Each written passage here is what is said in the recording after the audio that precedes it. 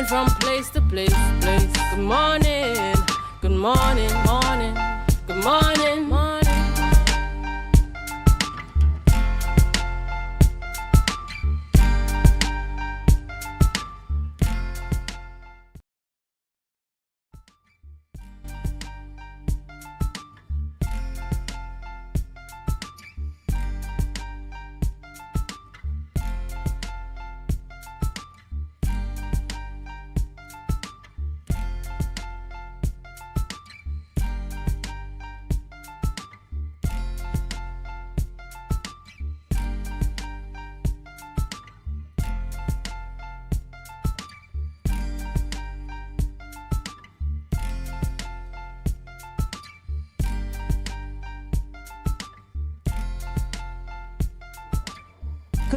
Good morning and welcome to the morning show here on Tobago Updates Television. It is Friday, the 4th day of July. Yes, it's July the 4th. For those of you who are on the outside, if you know what I mean, it's the 4th of July. And we're coming to you live from the Magdalena Grand Resort and Beach Golf.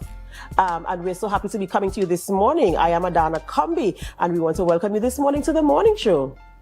Good morning, and my name is Akinlabi, and like Adana said, it's great to be outside.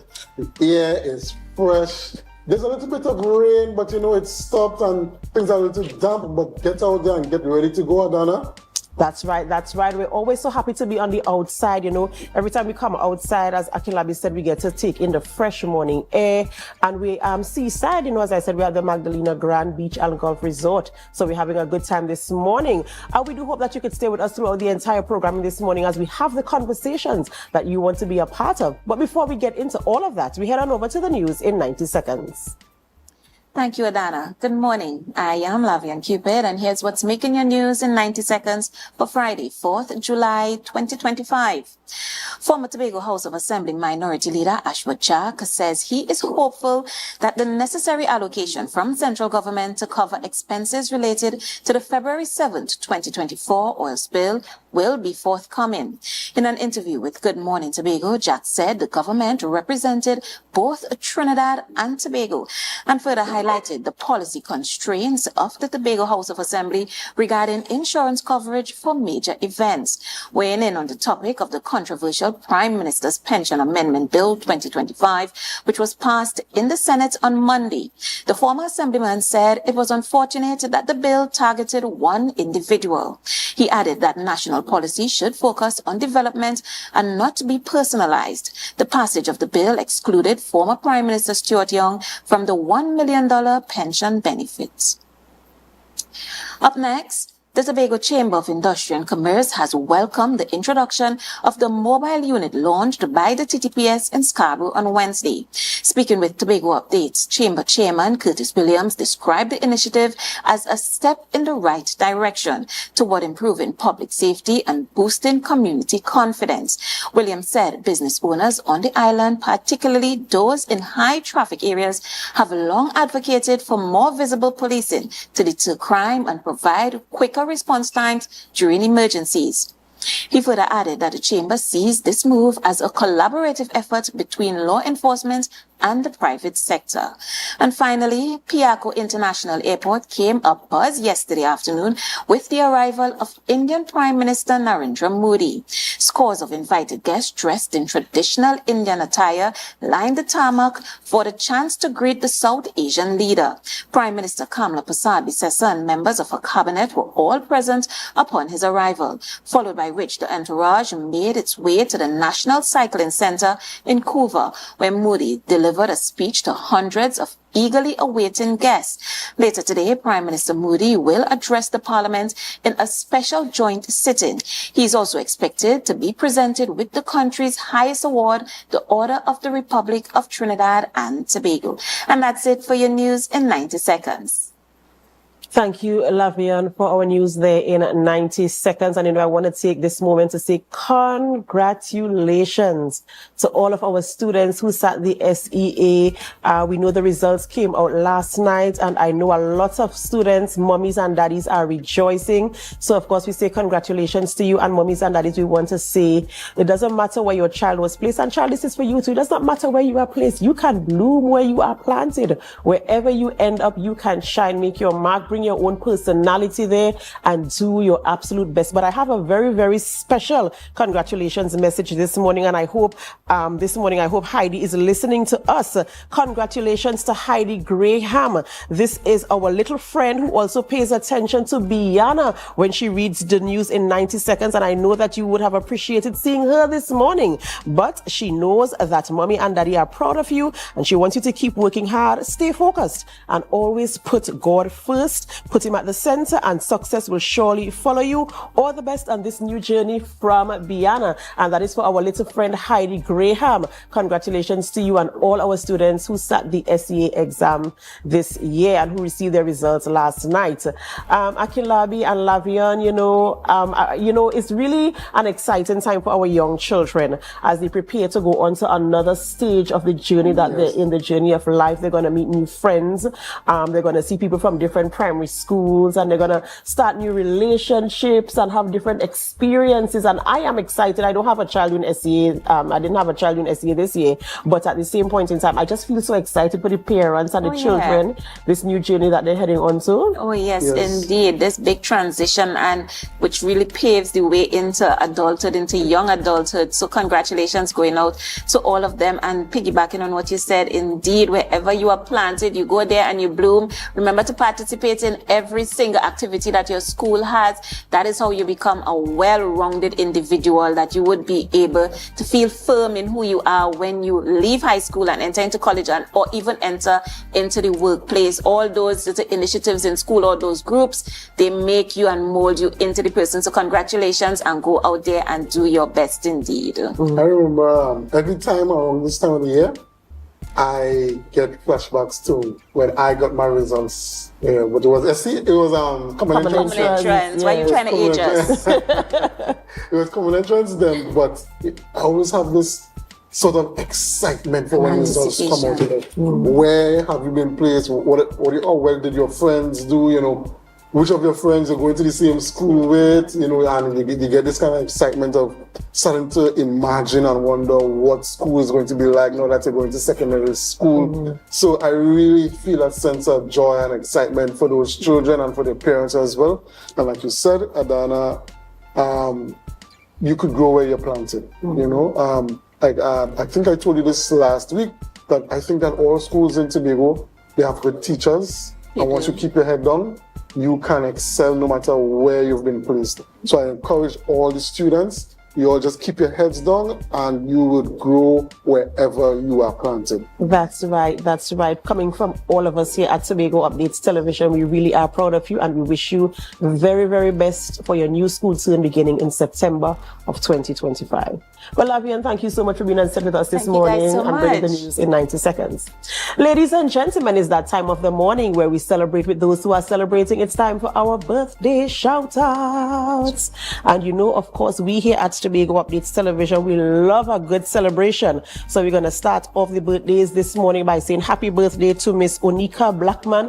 Onika Blackman is celebrating a birthday today, and we say happy birthday to you. We do pray God's blessings upon your life, and we hope that you have a wonderful, amazing birthday today. And we say happy birthday to you as you enter this new phase of your life. And we continue, we say happy birthday to Mr. Ezra Bullen. Mr. Ezra Bullen, happy birthday to you. This is your special day. God's richest blessings to you. May you be surrounded with family and friends and those who love you and wish you well, and they shower you with great presence and love and kindness and just all that goodness. And we hope that you take this time off to reflect on your life and thank God for all that He's done for you. That's Happy birthday, Ezra. That's right. And we rung the birthday celebrations up by saying happy birthday to Mr. Ellis Otley. Ellis Otley is also celebrating a birthday today. And Ellis, we pray God's blessings upon your life. As you enter this new phase and this new chapter, we pray that the pages of this chapter are beautifully written and you have wonderful experiences and that most of all you experience the love of God. So happy birthday to you.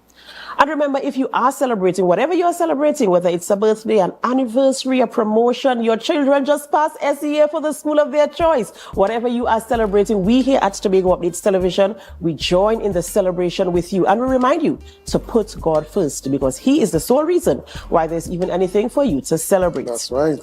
So, Akinlabi, Yes. it's Friday and we're on the outside. Yes, you know, we're the outside. folks know we're here at the Magdalena Grand Beach and Golf Resort. And every time we're out here at the Magdalena, we always have such a wonderful, wonderful time. We have a wonderful show. So who are we having conversations with this morning? Well, Adana, we're having conversations with Miss Aisha McKnight, who is the program coordinator, and she's coming to speak to us about the academic writing assistance. And then next up, we have Miss Nadira Stewart, who is the dance ensemble secretary, and Mr. Keith Johnson, who is a dance tutor, and they're going to tell us about Dancing with the Stars. Yes, Dancing with the Stars coming up soon. I believe it's July 12th. And after that, we have Marcus will be in to talk sports. All right. You know, it's Friday, so we keep things light. We keep things nice. We're heading on into the weekend. And, you know, I do hope, Akinlabi, I don't know what your plans are this weekend. Work and more work. What? Boy, Work and more work. I know it can be like that sometimes, you know, and I hope you find some time within the work and more work to rest and more rest, you know, Maybe go to the Sunday. beach, you know, Maybe hang out Sunday. with family and friends and loved ones and stuff like that. And I hope the same for you too, our viewers this morning, that you find some time within the busy weekend to just relax, go to the beach, sip on a nice cocktail or a mocktail, and, you know, just have a wonderful, wonderful weekend with family, friends, and loved ones. Remember to spend time with those that matter. Well, before we get into all the conversations here this morning, we have to go for a short break. And as we go, we invite you to help us. Share the live, share the live, share the live. We'll be right back.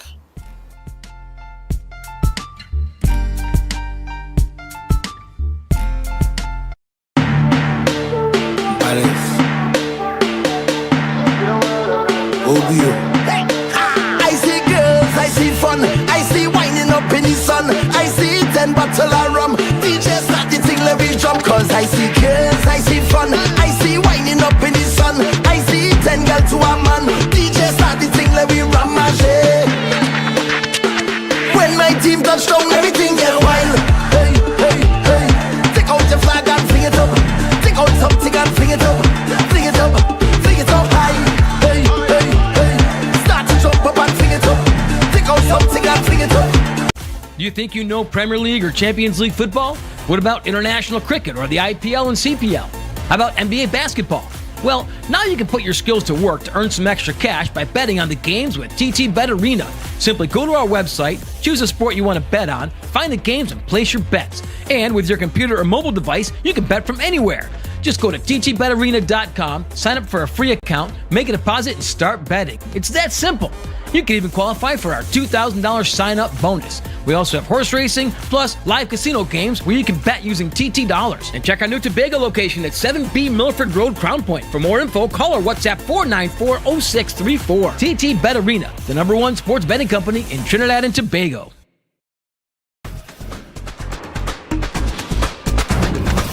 With Flow Business's new smart solutions, powered by super fast, reliable broadband, you'll feel like there are more versions of you working for you.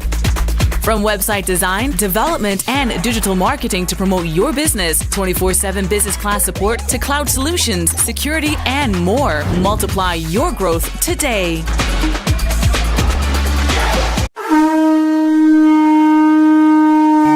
Hello, New York. Are you ready to celebrate the essence of Crusoe Land and the culture of Tobago? Well, get ready for Tobago Day in New York City, hosted by the Tobago Empowerment and Alliance Mission, Sunday, August 17, 2025, Nazareth High School Courtyard, 475 East 57th Street, Brooklyn, New York, 12 noon to 8 p.m. We bring the Tobago vibes to the Big Apple. Live music, Tobago food, cultural performances, and family fun. So bring Tanty, Granny, the uncle, uncle. Invite the whole neighborhood. Just bring everybody and bring your significant other too. Come celebrate Tobago Day in New York City, Sunday, August 17th, Nazareth High School courtyard. But hey, I forget to tell all you, it's we 10th anniversary celebration. For more information, call 929-327-7857 or check Team's Facebook and Instagram pages, Team Tobago Day.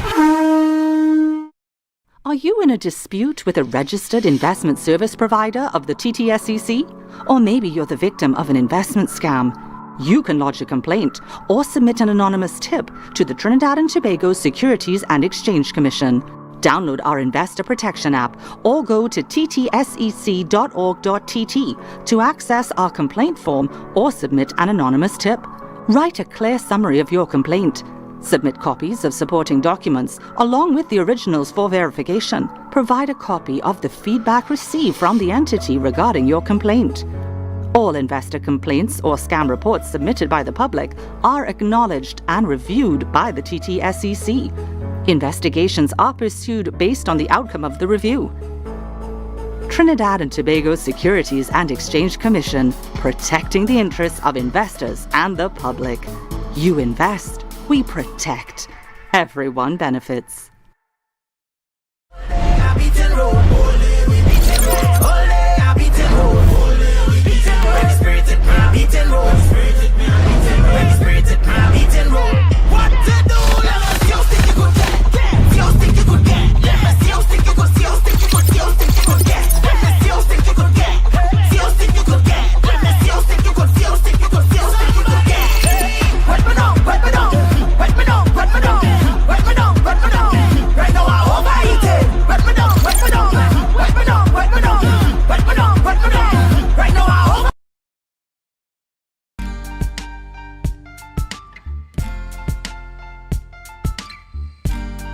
Put a smile on your face when you're moving from place to place. Good morning, good morning, morning, good morning, morning.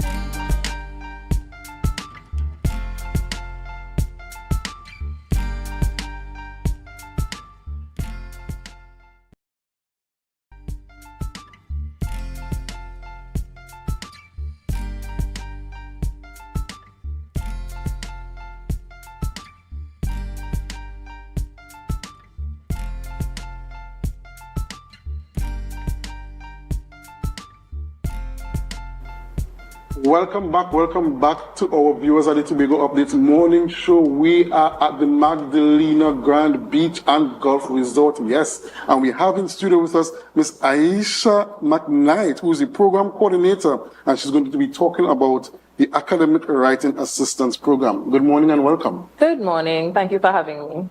So tell us, Ms. McKnight, what is the Academic Writing Assistance Program?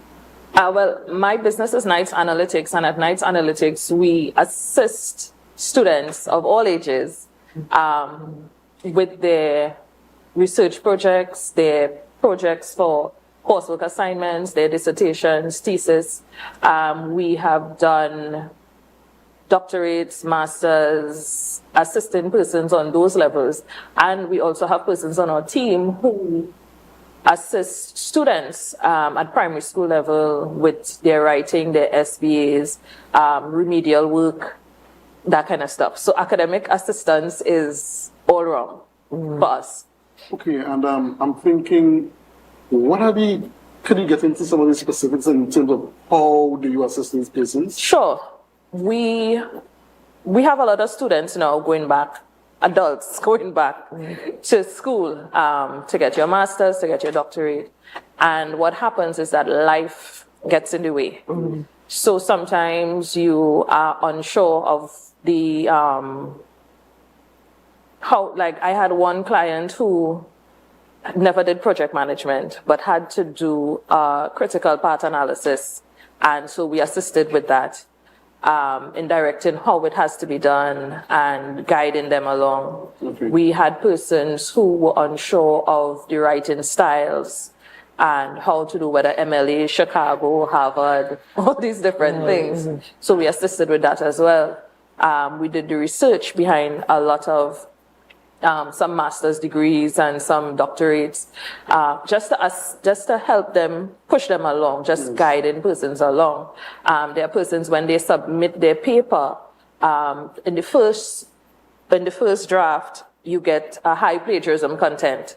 So they would send it to us, and we would bring that down to whether 0%, 3%, whatever it is, but way below the required amount. So things like that we do. As I said, we have persons on our team who do a lot of remedial work with students. You have a student who isn't doing well, they're falling behind. One of our team members would be able to assist them and bring them up to the level, whether reading level, math level, bring them up to the level where they should be. Okay, because the reason I asked, because persons would have concerns about whether you are actually doing the assignment. That was going to be my question, because we guide. We guide from the beginning to the end as far as your topic.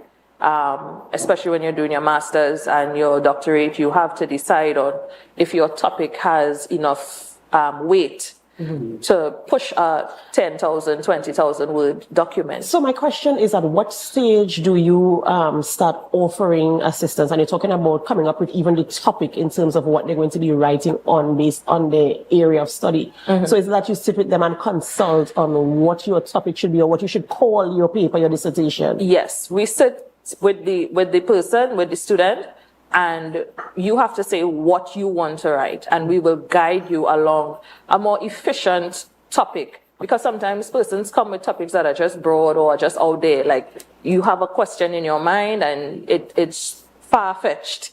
And with doing research, you have to be more refined in order to get a proper paper. You have to know if there's enough information out there in order for you to do your literature review, in order for you to get the number of words that you want in your literature review. If you can,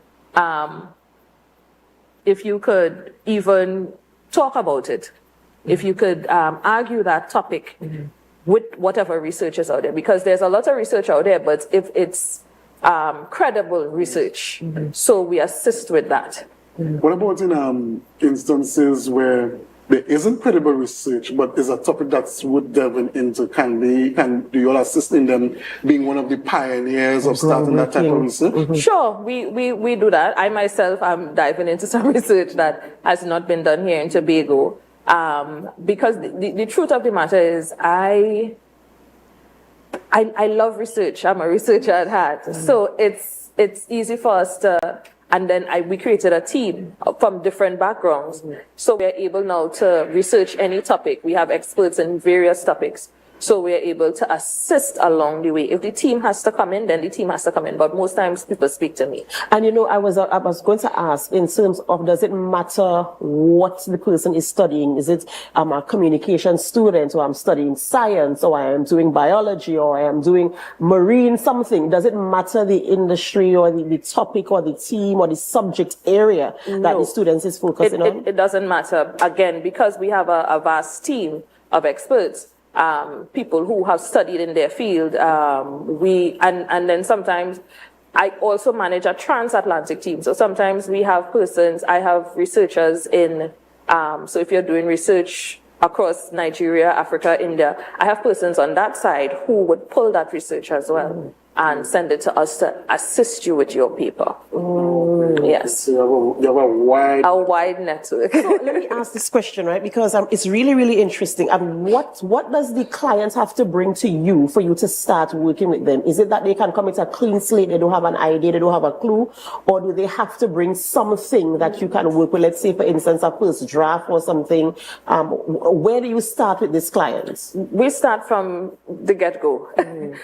Sometimes persons have various ideas in their minds of what they want their dissertation to be. And when you come and you speak with us, we narrow it down for you. Or sometimes you come just like, Aisha, I don't know what to write on. I like this, I like this, I like that. I just don't have any idea what I want to write on. And I'll say, okay, and we'll start that conversation to get you to the place of understanding what exactly you want to write on. Something that you are passionate about, or something that might affect you personally. Okay, so I want us to get onto the meat of the business. This is a business. Yes. What are your fees like?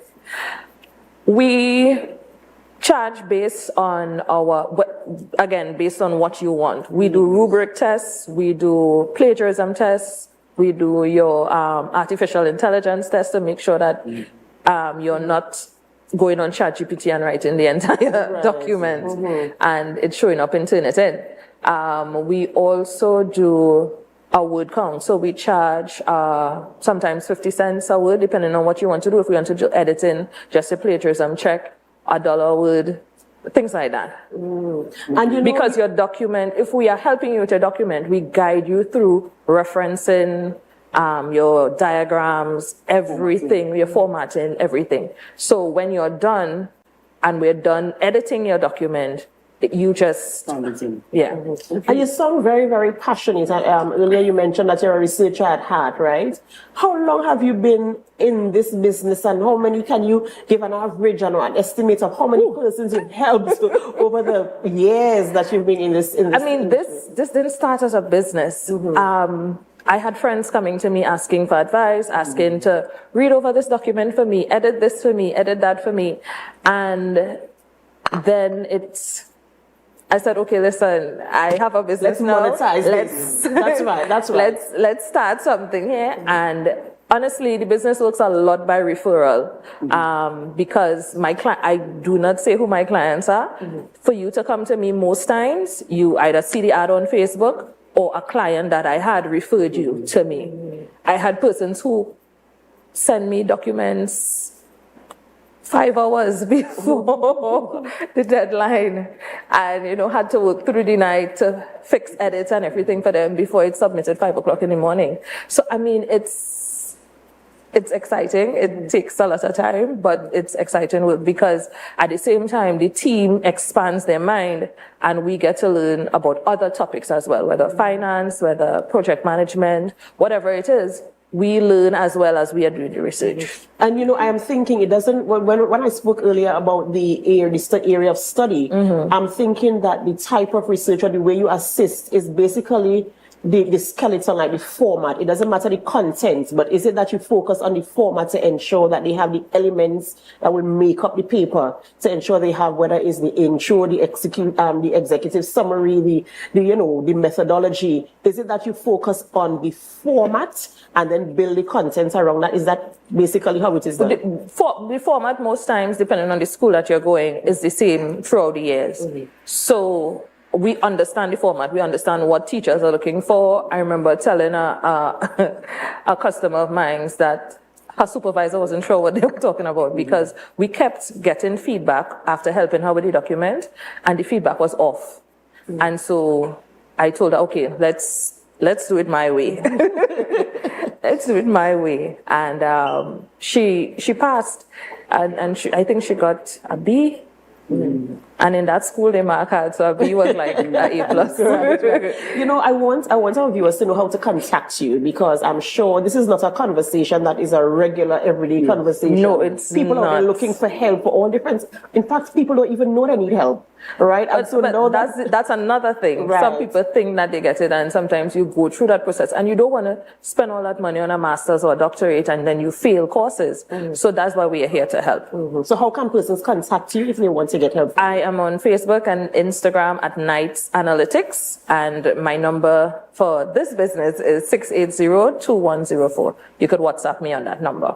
All right, this conversation is so engaging and, exciting, and I wish we had more time, because I really I never ever thought that I'd be having a conversation of this nature, like building a business from something that is just so, a friend asked for help, and I think I have the skill, and the area that you're helping in terms of writing and generating research and information for somebody. Yeah, because I realized that a lot of us have been out of school for so long. and we're going back now to upgrade. And struggling with life, children, work, everything, husband, boyfriend, all the problems of life, all the situations of life. And so that is how this came in, and it's a pleasure to assist persons to achieve their goals. Well, of course, we wish you the absolute best. We wish you all the success as you continue to help others. May you also get the same help. I hope your team expands, in quality and quantity as well. Ladies and gentlemen, we thank you so much. We've been speaking with Miss Aisha Knight, and the service, if you are looking for help, you're writing a paper, you're thinking about going back to school and thinking, oh gosh, them children, work. There is help for you, so you can contact her on Facebook and Instagram to get the help that you so need.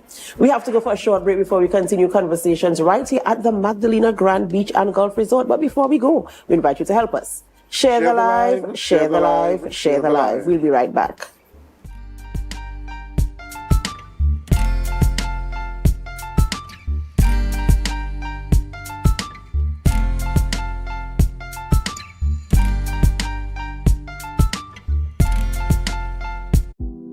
Hair goals, we've got them. At S&R Hair Fantasy, we provide a wide variety of quality hair, the latest hair accessories, adult toys, skin lightening products, female underwear, and much more under one roof. Check us out on Shelbourne Street in Plymouth or call us at 317-0808. We're open Monday through Saturday, 10 a.m. to 6 p.m. S&R Hair Fantasy for queens who know exactly what they want. Tobago, this is your chance to lock in the brunch experience of the summer. Sun up, Real bad girl get nasty. the brunch inclusive edition, the ultimate party in the East, where vibrant flavors, refreshing cocktails, and electrifying vibes collide. It's happening on Saturday, July 5th from 3 p.m. at Deltec Compound, Argyle. Bring your coolers, bring your crew, and brunch, sip, and vibe in style. This is the flavorful escape you've been waiting for. Grab your tickets now at Barcode, Harblow Supermarket, Lost Restaurant and Lounge, Deltec Compound, and committee members. Sun up! It's more than a brunch, it's an experience. MI4 Security Services Company is the most advanced security service in Tobago. Ask about our cash and transit service. It's safe, risk-free, reliable, and timely. We provide safe banking delivery for all business types and sizes with highly trained staff, 24/7 monitoring, coordinated emergency response, and a well-maintained fleet of armored vehicles. Contact us at 660-7723 or visit our website at www.mi4securitytt.com to sign up today.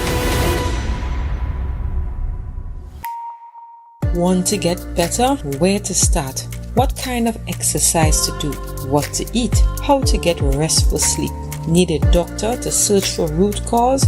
Look no further. Come to Majuba Hill Lifestyle Center Foundation at our Wellness Center in Goodwood, or Food Hub in Darrow Springs, Scarborough, or Doctor's Office in Goodwood and Darrow Spring. Contact 49SWIFT 4979438.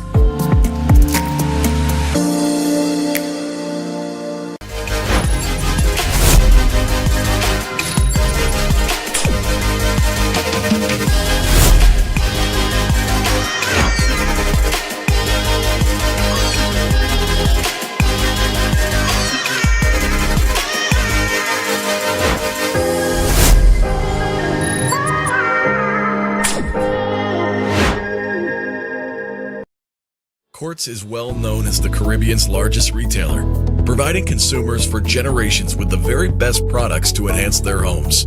This year, we bring our expertise to businesses. Quartz Business Solutions will serve small, medium, and large companies with the very best products at the most competitive prices, backed by warranties and after-sales support. Hoteliers, office managers, restaurants, and so many more. Quartz Business Solutions, a brand of the Unicomer Group.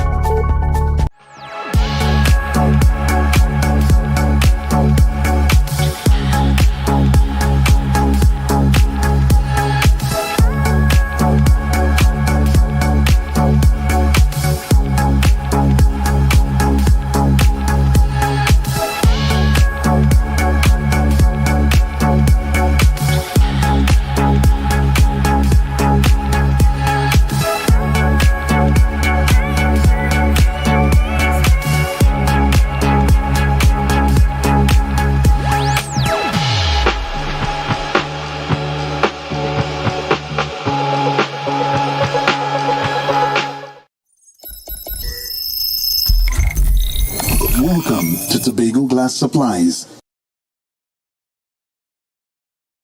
where innovation meets excellence and service reigns supreme. Well, I want a proper window for me house, yeah? I want no shake thing in my place. Our commitment is simple: to provide high-quality, innovative aluminum, vinyl, and glass solutions for both commercial and residential spaces. We get one wall on the side and we get one hole. You can put a window there, invent something, a window for put there. At TGSL, we don't just meet needs, we exceed expectations. Our range includes the finest aluminum cladding options, setting new standards in durability and style. Well, me meet ya. Me don't know who I'm talking to, but my children, cousin Tofina tell me, for call all you go get proper thing for put there. Me don't know. Driven by our passion to elevate, we aim to be the leading supplier in the Caribbean market while retaining our identity as a family-owned business. Driven? No, I ain't driving. I get a bus ticket. One of me pick me them will drop me down there. Must bring me down there. Russo Trace Springer down by the place down there. Because at Tobago Glass Supplies Limited, it's not just about products, it's about relationships. It's about you. It's all about me? Who's your family? You know Edna and Dorka and them, you know them, but you resemble them Edward boy and them Edward people them you. Tobago Glass Supplies, Russo Trace Spring Garden, telephone number 639-6266. Innovation, quality, service. That's Tobago Glass Supplies Limited.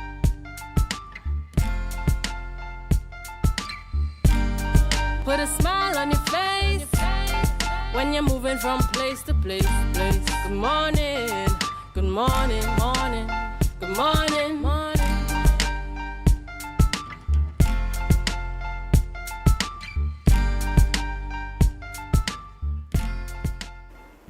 Welcome back to the morning show here on Tobago Updates Television. We're outside, yes, we are at the Magdalena Grand Beach and Golf Resort, and we continue conversations this morning. We speak with Miss Nidra Stewart. She is the secretary of the dance ensemble, and Mr. Keith Johnson, who is a tutor, and we're talking about Dancing with the Stars. And unless you're living under a rock, you know that's the next exciting event to take place here on the island of Tobago. Good morning and welcome. Good morning. Thank you for having us. Of course, a pleasure having you here with us this morning. And as I mentioned, a very, very exciting event that is coming up here on the island of Tobago. And before we get into this year's edition of the event, I just want you to give us a little history about who Dance Ensemble is and how you came up with the idea for the event. All right, so Dance Ensemble is Tobago's premier ballroom and Latin dance group. We consider ourselves the umbrella of all dance groups here in Tobago. And of course, we promote social and competitive ballroom dancing throughout the island. Mm. We had our genesis in the 1980s. So we are 30 plus years old. Wow, I never knew that you were around for so long, you know. I know Mr. Johnson, anytime I go anywhere and I see him out the feet, busy on the dance floor, so I know that you have good stuff going on there. And so we're here now, we're talking about Dancing with the Stars. How did you come up with the concepts for Dancing with the Stars? All right. So, of course, we know of Dancing with the Stars internationally and television. And we thought that's a good aspect to add to our competition. So that wasn't always part of our competition. We added it a couple of years ago. I think this is the 5th time we're having that edition added to the program. So originally it was really based on that, and also because we wanted, as we said, our objective is the promotion of social and competitive ballroom dancing. So that was helping to achieve our objective as well. Okay, Mr. Johnson, I know you're a dance tutor, and I suspect that you have been working with the stars to get them ready for the competition. What has the experience been like working with these stars over the years and in this year in particular as well? Well, basically, working with the stars is no different to working with new members that come in. First, to begin, you try to motivate them, right? You try to break the step down nicely so they can understand. And when you love doing something, it is never a problem when you are teaching beginners.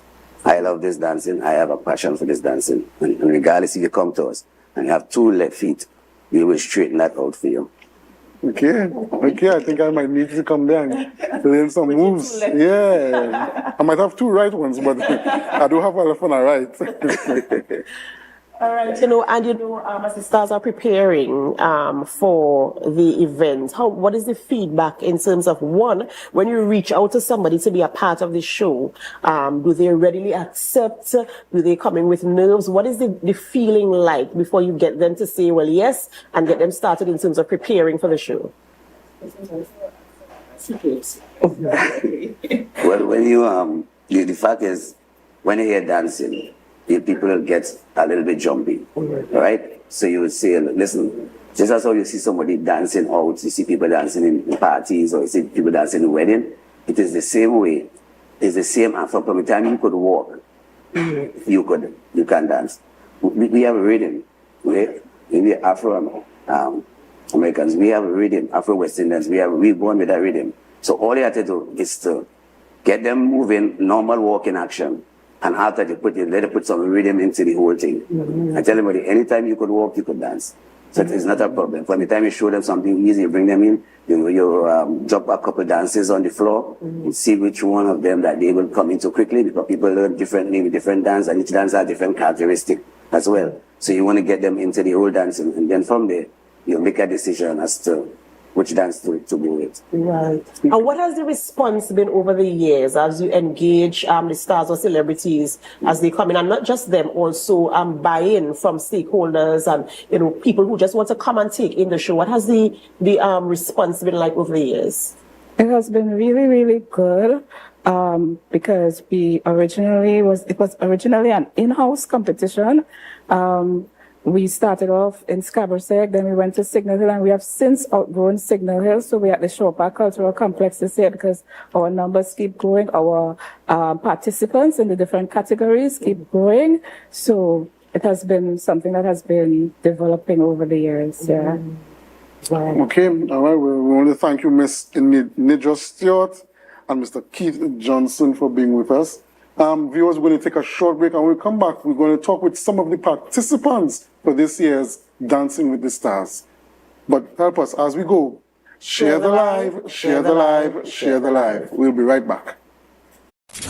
Dance Ensemble Tobago presents our signature event, Tobago Dance Sport Championship and Dancing with the Caribbean Stars. Lights, cameras, dance, our 12th edition on Saturday the 12th of July, 5 p.m. The Shore Park Cultural Complex Auditorium. See our dancers, all ages, compete in waltz, jive, rumba, salsa, mambo, and much more. Our Dancing with the Caribbean Stars. Who will take home the Mirror Ball Trophy? Mrs. Takiana Ned Augustine, the wife of the Chief Secretary of the Tobago House of Assembly. Miss Lynette Louie, vocalist entertainer. Mrs. Cassandra Thompson Forbes, journalist and Tobago correspondent. Mr. Javon Carrington, founder and head trainer of Dosfit Studios. And Mr. Julian Skeet, administrator and former TV host. After show, dance party with DJ Santa out of Trinidad. Early bird tickets, adults $200, children $75, and general tickets, adults $250 and children $100. Get your early bird tickets now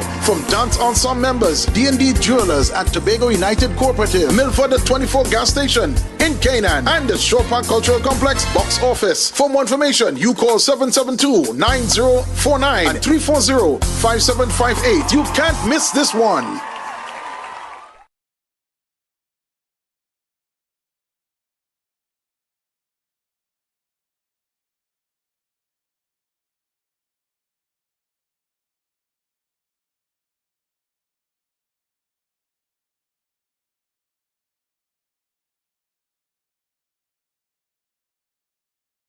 Welcome back to the morning show here on Tobago Updates Television. We are at the Magdalena Grand Beach and Golf Resort, and we continue the conversation with Dancing with the Stars. It's upcoming, yes, and guess what?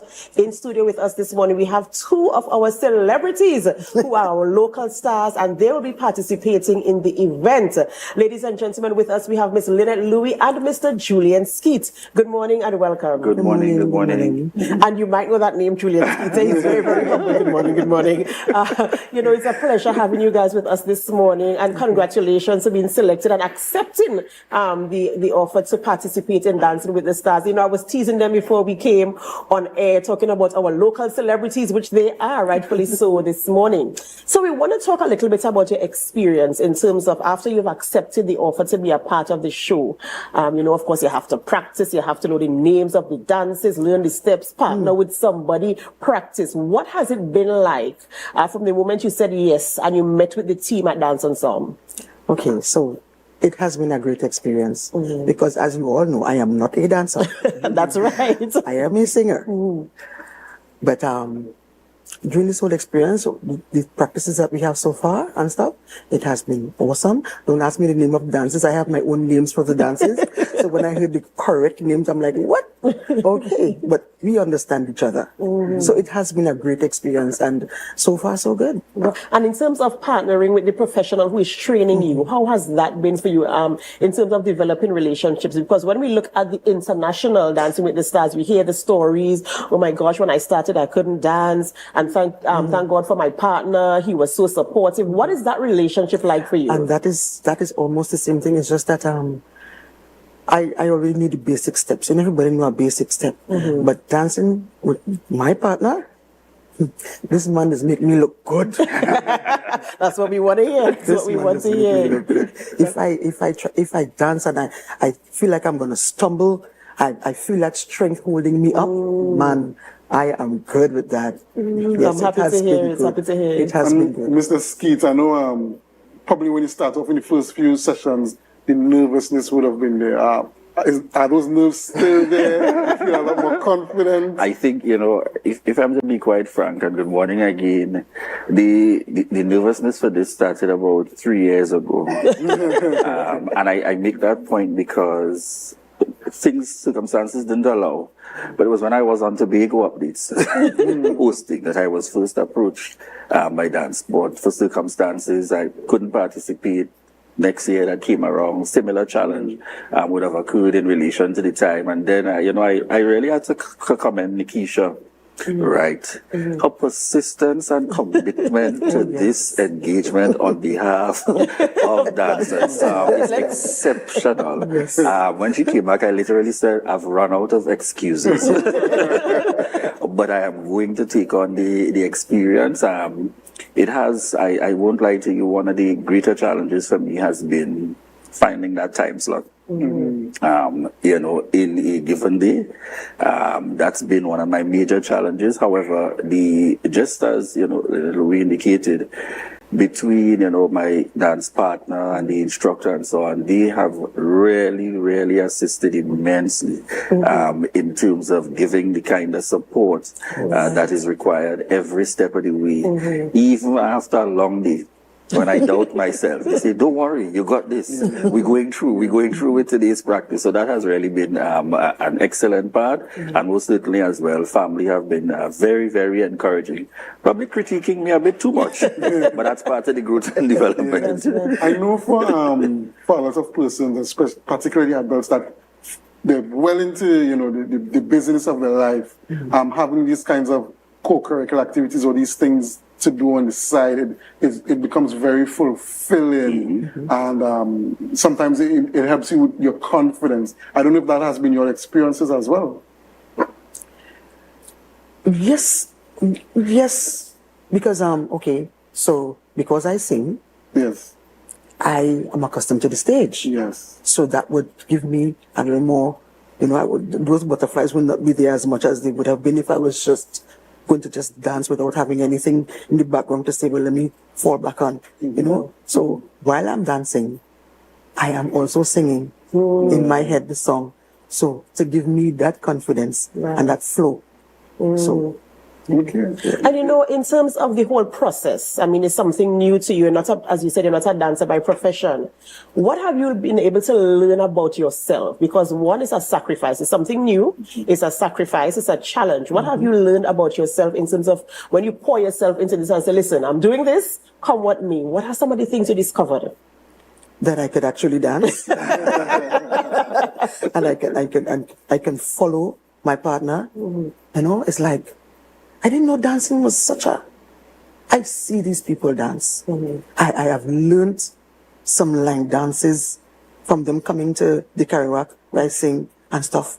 But actually getting into it and doing it, listen, I am a dancer. That's right. That's right. Yeah. So now I have two things to add to my name. I'm a singer, dancer, entertainer. That's right. That's right. I think the experience for me was a flip side one. Most people expect that from where I sit, you are not nervous, and you know, I tell persons, I say when I stand on a stage to host an event, I'm a customer hosting. You're in your element. When I sat on TV then to host, I'm behind a camera, but you're not going to put me in front of an audience doing something that you're developing that skill for. So for me, there's been that middle ground, but I think one of the things I've learned over time is kind of how you manage those nerves. So that it isn't as visible. But really, it has been, and I continue to see quite a good experience. And I think even from where I work, I find myself at times now, I'm doing files and I'm engaging in work during the course of the day, and I'm hearing the rhythm of the song playing, because the network know they insist, you make sure, become one with the music. So I am literally, probably occasionally when the door is closed, I may take a step in there just to get that kind of, but really a good experience and a lighter side to what might be a normal routine. And I suppose this is one of the good things about life in terms of challenging yourself, to try something different. So this is your opportunity now to get all your fans, your friends, your family, your loved ones to come out and support you. So tell them where to come, when to come, and why to come. You're going to start us off with it? Okay, so I just want to let everybody know, on Saturday, 12th of July, it's going to be an experience. It's going to be something that you don't want to miss. I am asking everybody, come out and enjoy this evening of dance. Dance is something, if you don't know about it, this is the time to come out and experience it. We just want to remind persons, this has been going on for a number of years. Kudos and congratulations to Dance Ensemble. With the dance sport, there are various categories. Come out and see, to enjoy, come out and see your Caribbean stars. And there's also a new category, servicemen. Servicemen. Wow. They're always recreating, so we encourage you to come out and enjoy the experience and give us all that support. It's not easy being on stage, so we look forward to your support. Of course. And you do have the support of the Tobago Updates television family rooting for you guys. Of course, Julian, being a part of our family for so many years. Every time the ad comes on, I'm not going to lie, I gotta be candid here. Every time the ad comes on, I'm like, Julian! So we are supporting you guys, and we're happy that you're having this experience. And we do want all of Tobago to come out. And even if you're in Trinidad and thinking about coming across, come across. Yes. For beautiful Tobago experience as our local celebrities here show their stuff on the stage for you come July 12th. We have to go for a short break before we continue conversations. And as we go, everybody help us to share the live, share the live, share the live. We'll be right back.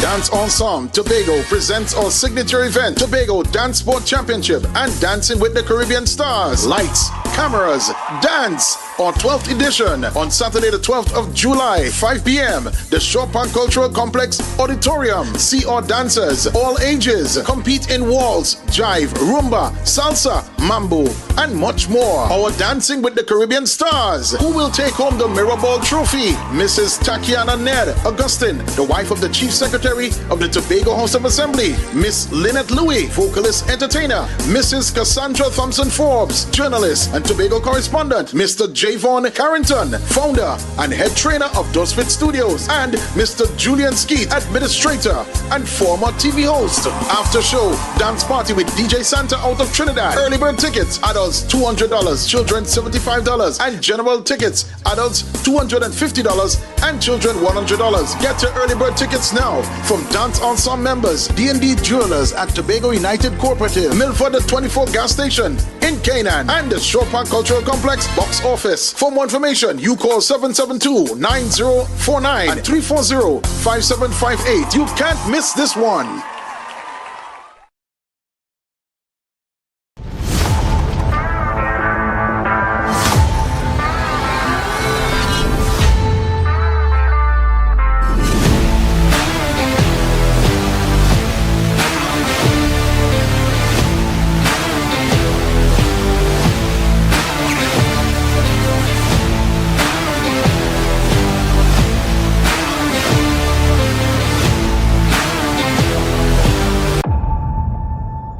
when the game is on.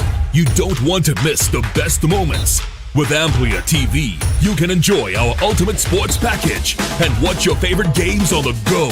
Stay connected and informed with sports news, scores, and stats with AMPLIA's fastest internet speeds. Up to 1 gigabyte fiber internet, you can stream riveting football action, cricket, NBA games, and much more. With AMPLIA, it's game on. Visit amplia.co.tt or call 800-4663. AMPLIA. Do more, live more.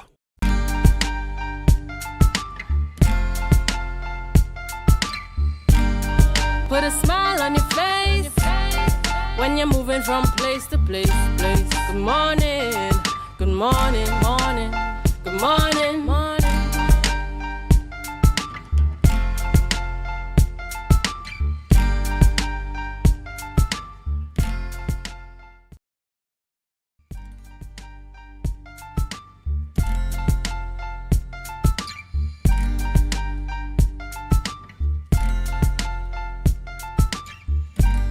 Hi, good morning. Welcome back. And of course, we are into the sporting segment at 1 minute to 8. Again, I'm blaming Ronald Wood for this late segment. And we're going to go until 8:30 this morning. We are at the Magdalena. Yeah, Magdalena, beautiful Magdalena this morning. And just chatting with Akinlabi about all that's happening with sports in Tobago. And, I came here this morning, on my way here, I was very much upbeat, knowing that we have so much happening with sports, and we have a number of Tobagonians going out there and represent Trinidad and Tobago. Only to hear on another frequency that the NACAC team that should have departed this morning to go to Nicaragua, the NACAC team representing, Trinidad and Tobago team made up of all Tobagonians, both athletes and management. I am told that they were denied boarding because they didn't have vaccination. Have you ever heard of such nonsense, Akinlabi? I've never heard of this. I've never heard of such nonsense. And I'm calling it nonsense because you cannot tell me that the entries been doing this for how many years? Decades. And I'm sure that they have traveled to Nicaragua before and they have known that to go into Nicaragua, you have to have your vaccination. You understand? Yellow fever vaccination or whatever vaccination cards you have to have. We didn't have it, so they were denied boarding. As a result of that, they couldn't travel to Nicaragua to compete as a Trinidad and Tobago team. And I jokingly mentioned earlier this week when I saw the listing of the management and of course the athletes, that it was a Tobago national team because all the athletes obviously from Tobago and all the management from Tobago. Can you imagine the feeling at this time of those young athletes not being able, some for the very first time because someone have gone before, making your first national team, excited to go out and represent your country, your family, your friends, and to be told that they can't travel. Yeah, and the thing about it is that for the athletes, it might be a feeling of disappointment, serious disappointment. But for the management, that's embarrassing. Yeah, that's embarrassing. Of course, it's embarrassing. The athletes would have put in all the work.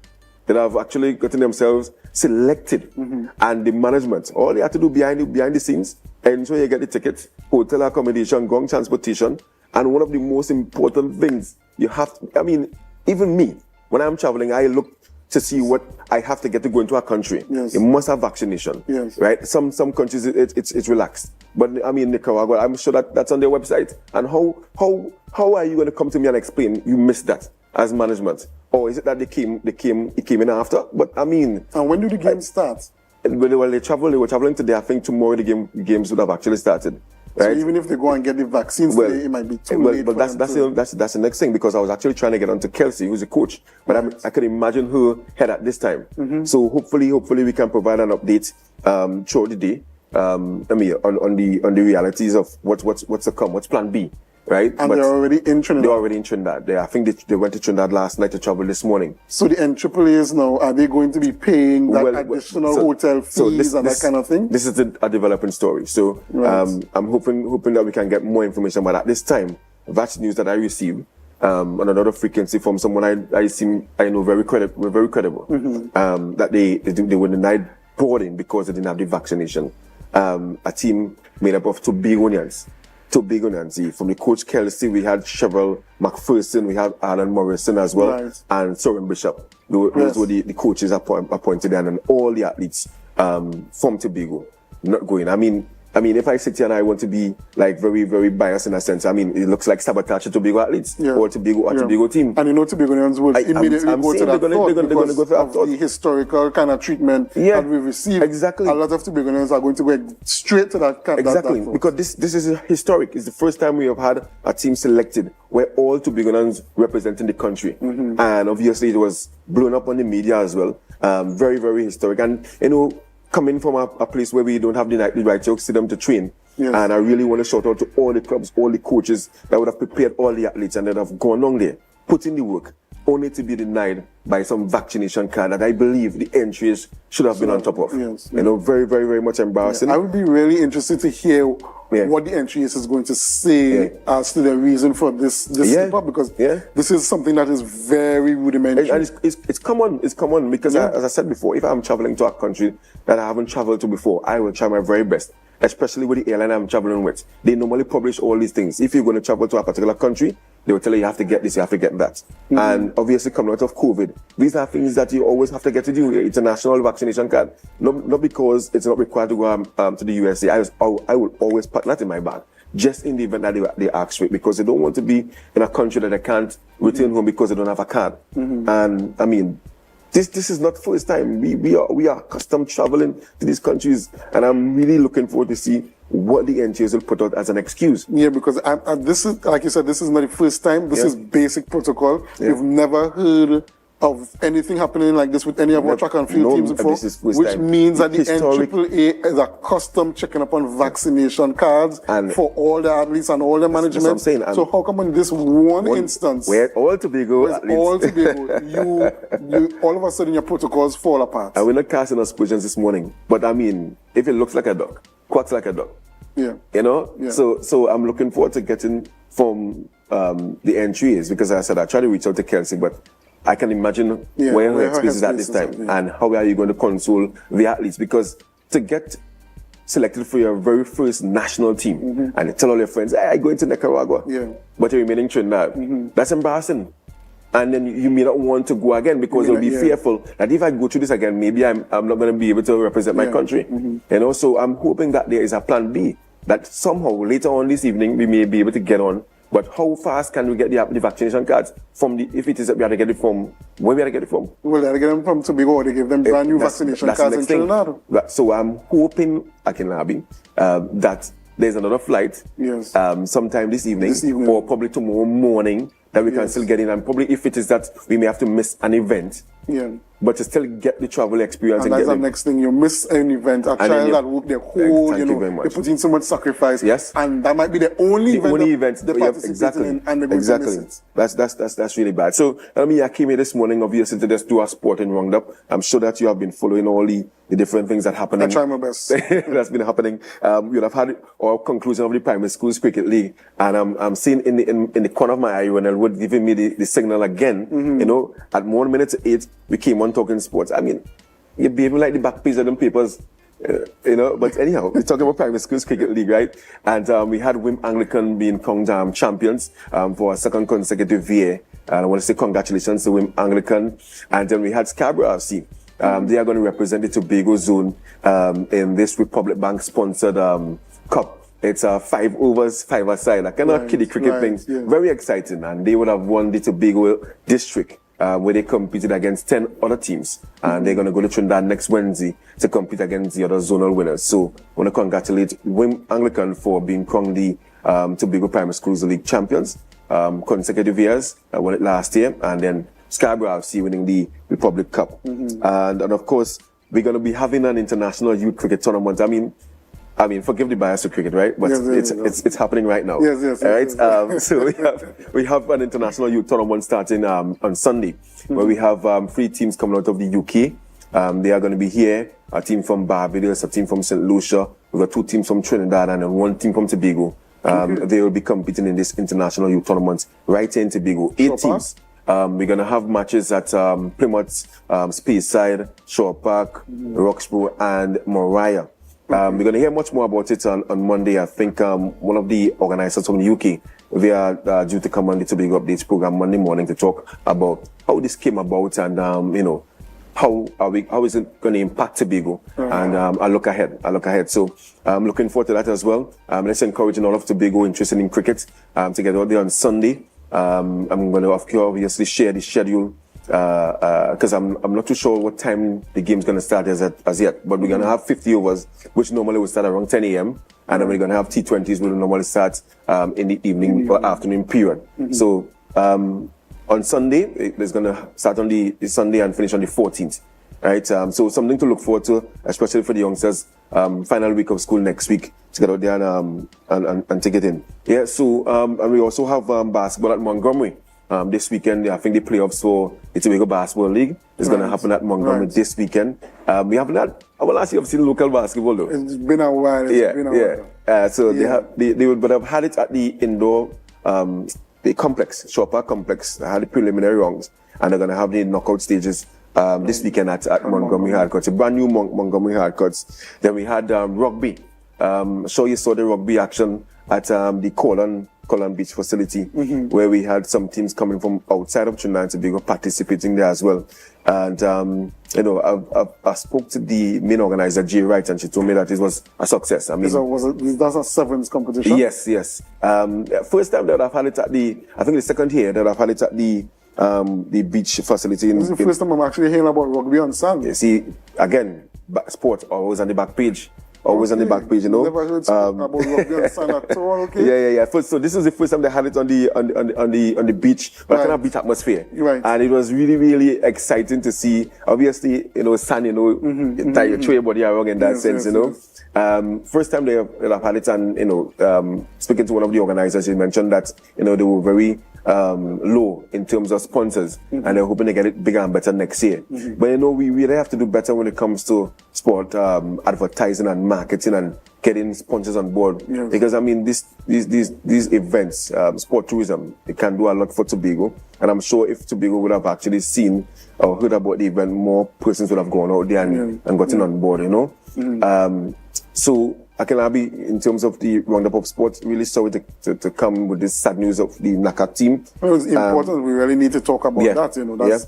That's a breaking story, and quite frankly, that's our Tobagonian boys and girls. We need to look out for them. We need to advocate for them and make sure that they're treated well. Yeah. So as I said, I'm hoping that I get more information on it and can share with the Tobago Updates followers and of course on social media as well. Hoping that we still get a trouble. Yes. So that's a wrap for me. Well into the 8 o'clock hour. I know we have Chanel up next with Good Morning Tobago. So viewers, thank you so much for again tuning into the sporting segment. Very short sporting segment this morning. Hopefully next week we're gonna have at least the whole hour to talk about all the development of sport on the island. Look forward to that interview on Monday. Chris and the others from the UK to talk about the International Youth Tournament. And don't forget, tomorrow we have Sun Up.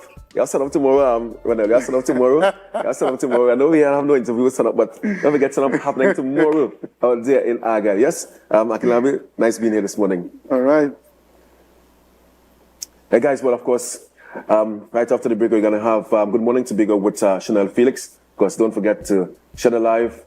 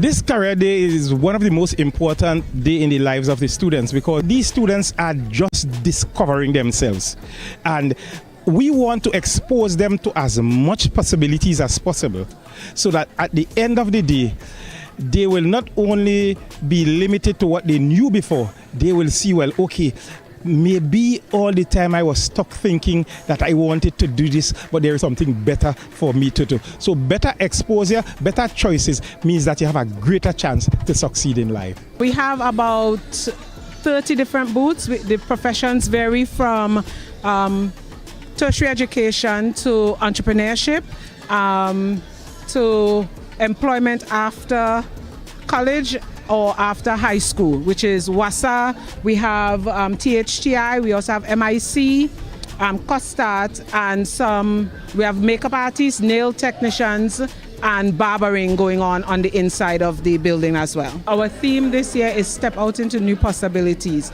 and I want my students to understand that it's not just a closed-minded thing where it's just early morning work for them. It's more creating your own employment, finding new ideas to create employment in Tobago. Don't sit and wait for somebody else to employ you. It's wonderful is for us to get to know more about the careers that are out there that we need. If we want, we could join and become someone in life and end up on the streets or begging for little dollars and $2. I want to become a policeman to bring law and order to the society of Trinidad and Tobago. It's a fun thing to let the kids learn about what they have to do in life and thing. My favorite part is the cooking part. I think it's very inspiring to the upcoming youth. I have been at a couple of career fairs in the sense of teaching children how to trim. Also, barbering is is something that has been overlooked, I should say, but is one of the most essential part of grooming, because men need to be groomed in order to go out to places, whether it be the workplace or out at parties, etc. And it tends to be overlooked. So I choose to come to the career fair to promote myself and also to teach people how to become a barber. I believe in career fair because it allows for an opportunity for students to understand what career path that they would like to go into, and stepping into your new possibilities is one of the things I think is a good team, and what it allows for students to understand that they have to know their purpose, they have to know what they desire in life, and from that build on their brand and what they want to become as future generations.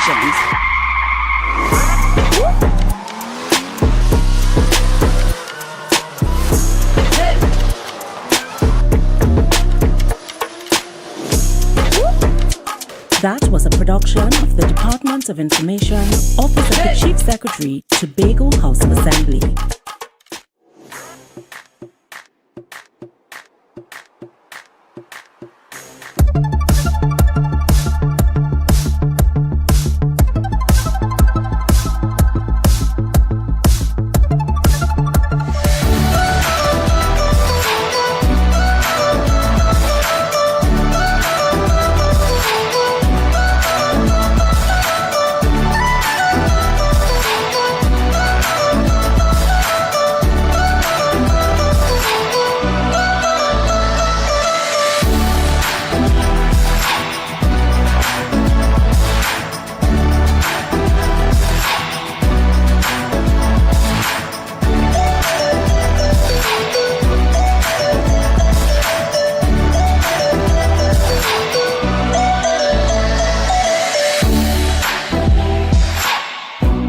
This ceremony serves as a culminating event of the department's commemorative activities in observance of the International Labour Organization's World Day for Safety and Health at Work 2025.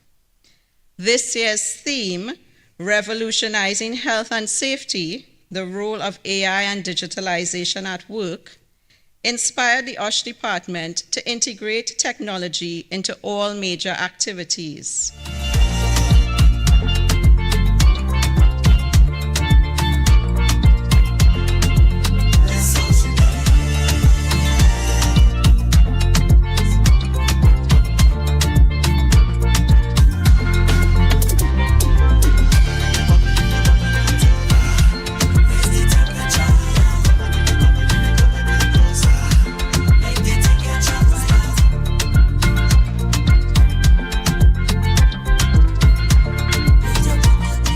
I think it's a fantastic idea. I think safety could be overlooked. And as I did in my research, I noticed that it costs billions actually. And the loss of life is in the millions. Just because people are not mindful of some of the simple things. You know, and to have it highlighted in this way is really beneficial. The fact that persons are now more aware of it, and we see that there is a widening of information. So more persons are now informed about occupational safety and health, and as a result of such, they're actually helping to implement these things in the workplace, and by such, they are now able to put it out there. When I first was invited to join the safety committee, I understand that safety is part of everything that we do, so it was an easy fit. Safety is part of me. It's not like I went out there looking just to look for an award. I was actually surprised when I was awarded. It was just me doing my work, understanding that safety is over everything. This is the second year in a row I've won Employee of the Year, and honestly, it caught me by surprise, right? Yes, I work hard. I'm very, dedicated to my job. Probably a little too much. But it feels good that I'm actually recognized for making a change within my division.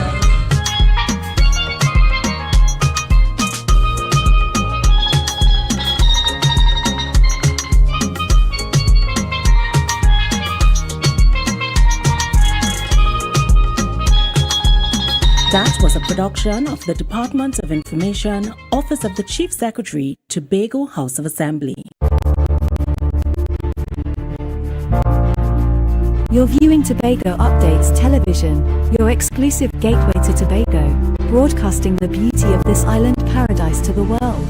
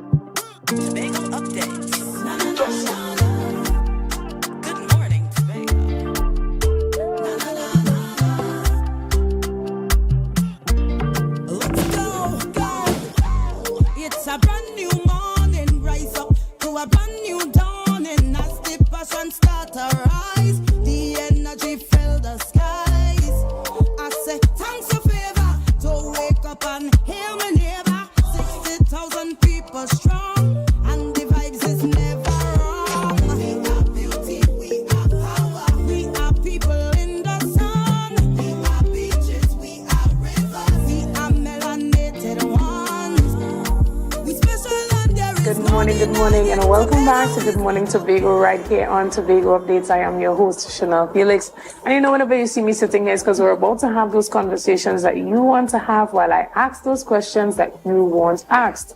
But this morning, I want to let you know we have a really, really interesting topic and guest in studio with us this morning. We have a specially invited guest in the Secretary for Tourism, Culture, Antiquities and Transportation. I am sitting this morning here at the Magdalena Grand Hotel with a beautiful view and chatting with the lovely Councillor Tashia Grace Boris. Good morning and welcome. Good morning, Chanel, and good morning, Tobago Updates family. Good morning, Tobago and Trinidad, wherever you tuned in.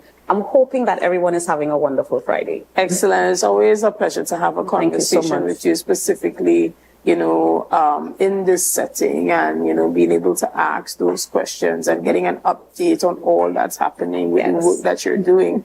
And, recently, if we look on social media, we see that you have been recognized very recently in New York. And, we have this saying that you don't get recognized at home, you get recognized abroad. That is true. It takes strangers to acknowledge our contribution or what we're doing before one people could even do it. And, you have gotten a little taste of that.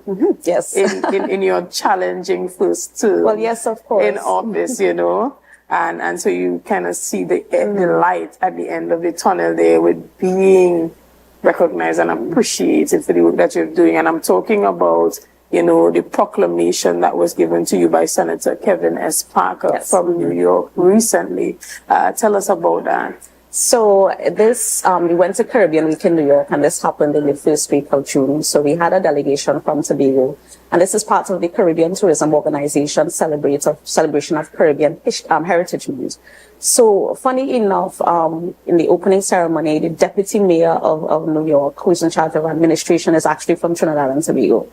And, you know, there was an acknowledgement that there are 1 million persons living in New York who are of Caribbean descent. And the CTO takes the opportunity every year to invite all the territories within the Caribbean to come to New York, to reconnect with the diaspora, to be able to give updates as to what is happening in their respective territories. And Tobago was able to participate this year. And while I was there, I was actually asked to sit on a panel by Miss Marie Theodore. She is an influencer out there. And, you know, influencer marketing is big in the tourism space. And it was in celebration of New York Music Month. So, you know, because Tobago has a solid profile where events and cultural tourism is concerned, she invited me to come and speak about our events and festivals on the island. And while I was doing that, she presented me with this proclamation that came from the U.S. Senator Kevin Parker that recognizes my contributions in that short space of time that I've been in this seat in terms of selling the island of Tobago and going out there and really doing the work to really put Tobago on the map during the time that I've been Secretary of Tourism. While I was also out there, the Caribbean Tourism Organization also recognized me as one of their 40 women leaders in the region where tourism is concerned, and they had the first edition of From the C-Suite launched, and I'm featured in that magazine. So that particular week, I was honored by the CTO as well as receiving this proclamation. What I would say is that, you know, certainly I did not plan. And it was surprising when I got it, because sometimes you put your head down and you're doing the work and you're hoping for the results. And regardless of what are the obstacles or the challenges you meet, it's not about what comes to you. It's not about the benefit that is coming to me personally, but how everything that I'm doing is redounding to the benefit of the destination and the island and the people of Tobago. So obviously, you know, I felt overwhelmed at the idea that putting my head down and doing the work, that someone is noticing that, and someone no less than a U.S. Senator has recognized that. And I think that it serves as an opportunity for all of Tobago to understand that regardless of where you're at, somebody is recognizing you, somebody is seeing what you're putting into the space. And I think we also have to work on how we are recognizing the efforts of persons. I mean, this year we have our long service awards for our employees, our retired employees, planned for November, as well as we want to have some industry awards as well, because we recognize that there are people in the industry who have been doing human service, who have been in the trenches, who have survived COVID, who are continuing to utilize innovation and creativity to drive tourism forward. And we as a division of tourism want to take the opportunity to also recognize those persons as have contributed to the growth of the division over the years that they've worked there. Right. And how does this award align with the strategic tourism development goals for the island? How does it feed into some of the plans for developing the sector? So for me, I mean, putting the award aside, because awards are given based on individual merit, you know, so there might be something that people have seen of me and they decide to award me. But bigger than that for me, even going out to the schools, because you notice that I've been going to schools over the last couple of weeks and talking to them about the tourism sector and how they could get involved and how they could become excited about the tourism sector. And I feel awards like these are a motivation to young people, because tourism is not considered a traditional area of focus. You know, a lot of times as parents, we raise our children, we want them to go study and we want them to be a doctor, a lawyer, engineer, something like that.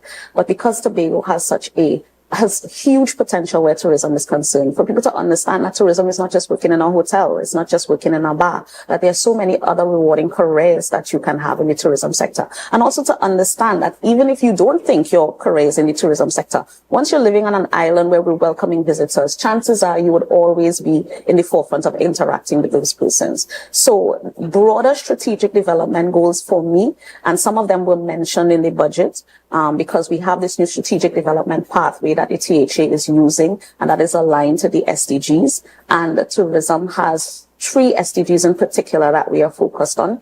And it deals with, one, sustainable tourism. It also deals with providing work for persons, and as a wide range of persons. And that's what the industry does. It's a driver of employment in this space.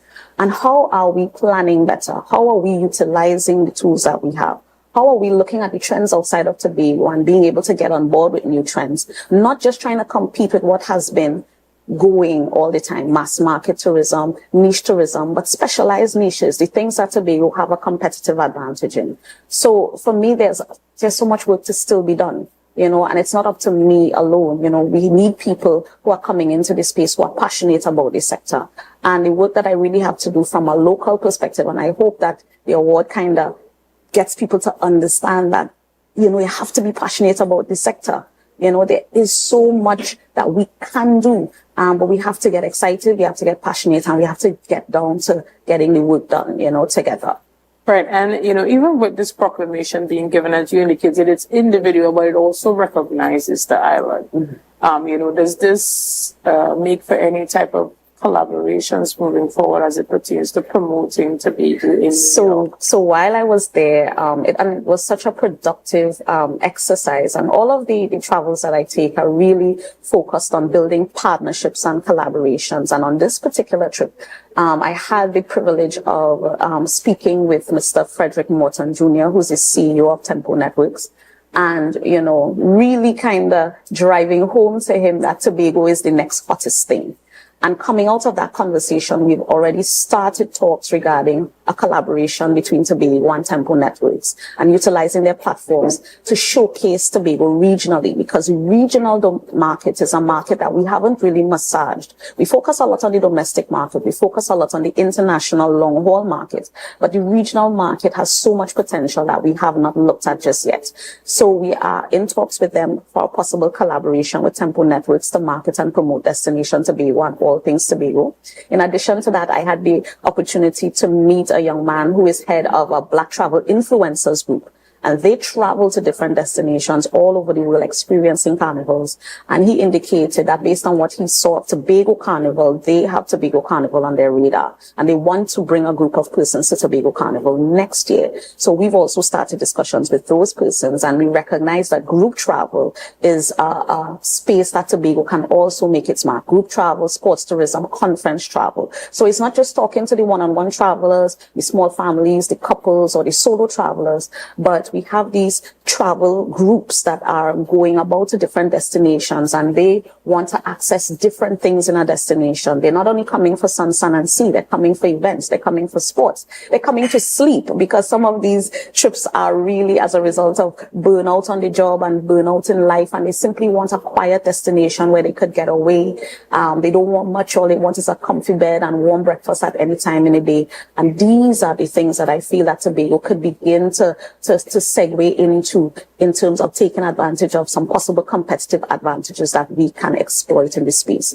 So, coming out of these conversations, again, so much to do. The thing that stands out to me always when I'm outside is that they recognize that Tobago is showing up, because it's not just enough to say that we're marketing. But Tobago has to show up in the room, and that is why the secretary has to be present. That is why a representative from TTAL has to be present. That is why staff of the division have to be present. I would like to see the day where I don't have to travel, where I could just pack up my suitcase, because traveling is very tiring, and that I know that there are people in the division that I can simply send, because there are things happening all over the world at the same time. I can't be everywhere at once, but I need to know that I could send my tourism manager to Grenada. I can send my research person over to UK. I can send my marketing manager over to the United States. I can have a team in Guyana doing a roadshow. This is where my mind is at from a strategic setting. It's not about the secretary going. It has to move beyond that. It's not just me has to show up in the room. The destination has to show up in the room. And the best ambassadors for the destination have to show up in the room. Right, and even in this 2026 fiscal budget, we see an increased allocation for marketing for Tobago as a destination. I believe it was 105. Right. 150.2 million. So 152 million, that represents the entire Arts Under Development program. Okay. So that is not just marketing. That would be us asking for money to run our programs like Talk, because that's the accommodation program. That is for us to invest in more airlift. That is for us to continue our upgrade and renovations to our sites and attractions. That is for us to create new sites and attractions, and to be able to put some more investment in this space where it concerns ensuring that sustainable tourism as it is at the top of the agenda. That is more investment in training in the sector, not just customer service training, because we need training across the gamut of the space. We need executive leadership in tourism. We need people who can write policy. We need people who are cultural researchers. We need people who are driving the orange economy. And all of that money is really to drive those sectors. So when it comes to marketing, we always ask for the money. We always ask for the money. We don't ever get it though, because TTAL's allocation in any given fiscal year is divided between their recurrent expenditure, which is the money that they spend for bills and salaries and things like that, airlift and marketing. And the bulk of the money that they get is to service our airlift contracts. And that is very little, is left over for actual marketing activities. What we have is, because we don't have persons in the space, meaning in TTAL itself right now, who are the ones actually physically going out and creating the content and doing the marketing. We have marketing reps in our different major source markets. Those things are not cheap. These companies are on retainer. They are being paid in foreign exchange. So again, strategically for me, I would want to go to a place where we have the talent in Tobago who's creating the content, and we're putting out our content ourselves instead of paying persons to put out our content. So this is where we want to go to. We need that support. So in terms of making an argument for the investment in this sector, it is not just pure marketing, but we have to develop all of these things that are direct inputs into making the sector work and making the ecosystem come alive. Certainly, there's a conversation that needs to be had about how we are driving foreign direct investment. And having a new administration in power at this time, I think this is a perfect opportunity for us to raise the issue of the land license and the revisions that have to be made to that arrangement for us to encourage foreign direct investments into the island. All of these things have to work in tandem. We have to look at customs and immigration. We have to look how we collect in data, because people like to talk tourist arrivals, for example, but that's not the number for me, because you could have 100,000 people on the island spending $1. Isn't it better to have 10,000 people who spending 10,000 each? So the figure for me is visitor spend. How are we tracking visitor spend?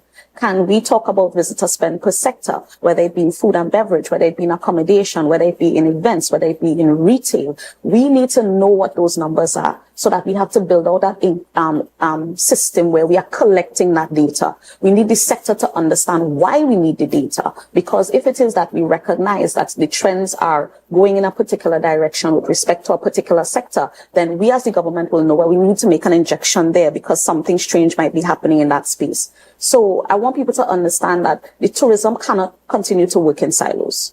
We all have to be in And so on the when same are page. you looking to, begin that initiative to drive that data collection? So it's already started. It's already started. So we are going headfirst into digital innovation and having a person come on board that is going to be creating the software and creating the programs that allow us to collect that kind of data, and sensitizing our stakeholders as to why we need that data collected. And that data will be collected. It's envisioned that we'll be collecting that data across the island. So it's not just hard and fast traditional THTA or Reef Boat Association or the traditional stakeholders that we look at, but we're talking about the chamber, from the smallest parlor to the taxi driver. We need to know what kind of money is being collected as revenue in the sector. And it's not about trying to figure out who's not paying taxes, because I think that everybody, when they take money, they think, okay, the government wants to know who I'm paying taxes. It's not about that. We need to know what is the size of the tourism sector. Based on what is collected right now by CSO, based on what is collected right now by Division Finance Planning, the information does not paint a complete picture. We need a complete picture. So we are in the division taking the opportunity this fiscal to really focus, and not even this fiscal, we're actually starting immediately. So that project is going to start in the next few weeks, and we're going across into new fiscal with it. And people are going to see the launch of the activity. We're going to ask people to be inputting data, whether it be at our sites and attractions, whether it be when they are traversing the roadways into B1. You see a taxi driver, he has a QR code in his taxi. You could give some feedback as to how your experience was. So we are creating different data points, and we want to be able to collect as much data as we could, so we can have a truer picture of what is the size and the scope of the tourism sector on the island. Excellent. Well, we're going to take a quick break right here, and we'll be back as we continue more of this conversation very soon. See you soon, guys. to a brand new dawning as the passion start to rise. The energy fill the skies. I say thanks for Quartz is well known as the Caribbean's largest retailer, providing consumers for generations with the very best products to enhance their homes. This year, we bring our expertise to businesses. Quartz Business Solutions will serve small, medium, and large companies with the very best products at the most competitive prices, backed by warranties and after-sales support. Hoteliers, office managers, restaurants, and so many more. Quartz Business Solutions, a brand of the Unicomer Group.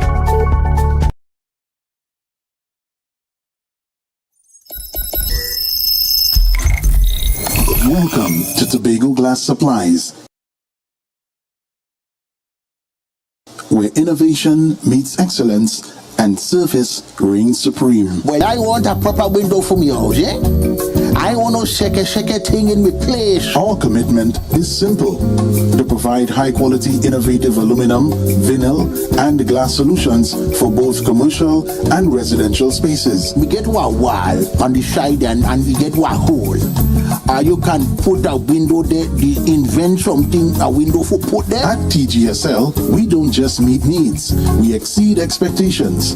Our range includes the finest aluminum cladding options, setting new standards in durability and style. Well, me meet ya. Me don't know who I'm talking to, but the cousin Tufina tell me for call all you go get proper thing for put there. Me don't know. Driven by our passion to elevate, we aim to be the leading supplier in the Caribbean market while retaining our identity as a family-owned business. Driven? No, I ain't driving. I get a bus ticket. One of me pick me them go drop me down there. Must bring me down there. Russo Trace Springer down by the page down there. Because at Tobago Glass Supplies Limited, it's not just about products, it's about relationships. It's about you. It's all about me? Who's your family? You know Edna and Dorka and them, you know them, but you resemble them Edward boy and them Edward people them you. Tobago Glass Supplies, Russo Trace Spring Garden, telephone number 639-6266. Innovation, quality, service. That's Tobago Glass Supplies Limited.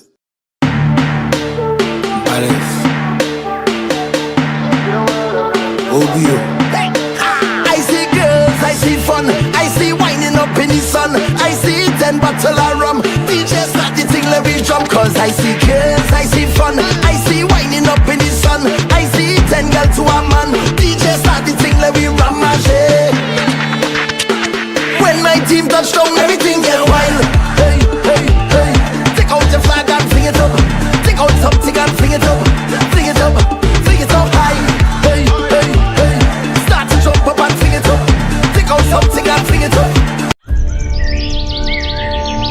Tobago, this is your chance to lock in the brunch experience of the summer. Sun up, real bad girl get nasty. The brunch inclusive edition, the ultimate party in the east, where vibrant flavors, refreshing cocktails, and electrifying vibes collide. It's happening on Saturday, July 5th from 3 p.m. at Deltec Compound, Argyle. Bring your coolers, bring your crew, and brunch, sip, and vibe in style. This is the flavorful escape you've been waiting for. Grab your tickets now at Barcode, Pablo Supermarket, Lost Restaurant and Lounge, Deltec Compound, and committee members. Sun up! It's more than a brunch, it's an experience.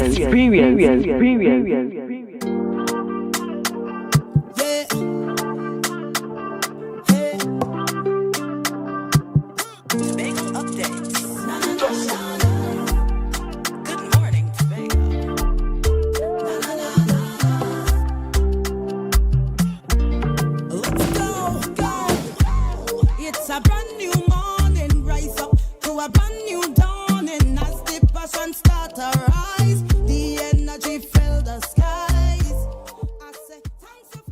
Right here on Tobago Updates, guys, I have been sitting and chatting with Councillor Tashia Grace Forrest. Good morning and welcome back. Good morning again. Now we've been having an extensive conversation both on and off air.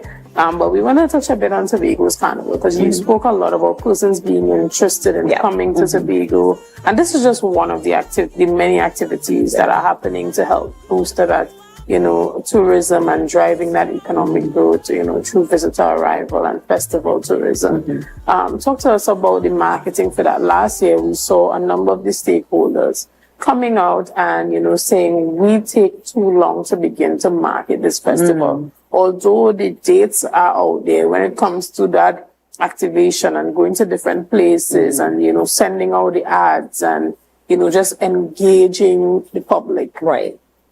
It happens too close to the actual. Well, so tell us what they see is what happens. That happens close. But marketing for our events and activities is a year-round activity. We have a number of events on the event calendar. So you're talking about a Heritage Festival, and the Heritage Festival has started. You're talking about a Blue Food. You're talking about Tobago Carnival. You're talking about the activities we do in February for Carnival. And all the other things that are happening in between, from our harvest festivals to our fisherman festivals, to different conferences that are happening on island, to different sports tourism events that are happening on island. So, marketing is actually the end of the funnel. There's support that we have offered to the stakeholders from very, very early for them to market their bands, because the carnival activity is done in October. We already know what the carnival gives. Our diaspora markets are tuned in to the activity known as carnival. We are also taking the opportunity every time this secretary travels to talk about carnival. So if I'm in the UK in November, I'm talking about carnival. If I'm in Berlin in February, I'm talking about carnival. If I'm in the Grenada in April, I'm talking about carnival. If I'm in Barbados in August, I'm talking about carnival. So every trade show we go, every activation we do, whether it's an activation I do, or it's an activation that TTAL does, or it's an activation that one of our partners do, we are always talking about carnival. And this is different to marketing and promotion on island. Our biggest source market by numbers is our domestic market. And that domestic marketing of carnival really gets underway in August. And it started last year at the same time. It is going to be no different this year. Because remember, we have to give each of our festivals the opportunity to get maximum coverage, maximum airplay. And we have different markets that we're talking to. So for example, the Heritage Festival is largely a more localized market, a more diaspora-focused market. Yes, we have some persons coming over from Trinidad who are enjoying the heritage, but that market is particularly nuanced to that festival. The carnival has a different market. So that for us, we have to be able to spread that conversation and spread that marketing spend over several events over the course of a fiscal year. We just spoke about the fact that we don't have enough money. So that even if people are not physically seeing an ad going up, things are happening behind the scenes, and there are more things that could be done. Certainly, we have no end of content from the carnival, from user-generated content to the content that we have been developed in-house, to content that other creators are developing, businesses have developed, accommodation people have developed. There is content all over. So it's really about how are we managing those marketing conversations in this space? How are we talking to the different segments? How are we stimulating people? And you can market the hell out of something, but if you don't have flights to back it up, because then you'll have a bunch of people who want to come. And then the question they'll ask is, how do we get there? So alongside that marketing, we have to be able to be sure to communicate to people, well, okay, we've sold you the idea of the greatest little street party in the world. How are you getting to Tobago? So we're still in that conversation about more flights to Tobago. We just had the announcement of the restart of the late flights coming out of Port of Spain, and I hail that move because for many months since I've been in this chair, we have been clamoring for several things. We've been clamoring for us to get back to our pre-COVID number of flights. These are critical and essential. I cannot have a minority leader standing up and talking about tourism dead, but I don't have the same amount of flights that I had pre-COVID. You're not going to get the same numbers that you were looking at. How are people getting into the destination? All we have are 3 international flights. We have a JFK flight, we have a BA flight, we have a Condor flight in winter, and we have a Barbados flight. So 4. 4 flights. 4 flights is not enough to drive international numbers. So we need more flights into the destination. Who is to provide these flights? International carriers, there are so many stipulations and so many processes that you have to go through to get international airlift in. So that every single destination who is successful at tourism has an indigenous airline. That indigenous airline, their airlift strategy is to drive numbers to the destination. Tobago has not been part of CAL's airlift strategy. They have been building airlift to other destinations. So I'm hoping that with this new administration, looking at the exigencies of what is taking place, because the reality is that people think that an airplane can just come. No. They have contracts with all of these different destinations. We do not know what is the nature of the contract. Some of these contracts might be commercial agreements. Some of these contracts may be MRG agreements for a specific period of time. Unless CAL is buying more planes to be able to service Tobago, we have to understand that it would take some time for us to get back on those flights. But I want us to know that that has to be the focus. Tobago needs connectivity from a regional perspective. That is why, in the absence of movement on the calendar, we have been engaging with airlines to provide some of those connections for us. And those conversations continue. And as I said, they don't start today and then our plane lands tomorrow. Sometimes things take months to negotiate. Sometimes they take years to negotiate because some of these airlines, they don't have licenses to fly. They have to apply for these licenses. They have to wait for approval. Then other things have to be done. They have to identify crew. They have to look at their internal resource requirements. They have to look at planes, because sometimes airlines order planes. The planes don't come when they order them. So they know how to rearrange their entire schedule, because they don't get the planes that they have ordered on time to be able to service some of the routes that they were looking at. So all of these things are happening in the sector, and it is so dynamic, and things could change at the drop of a hat.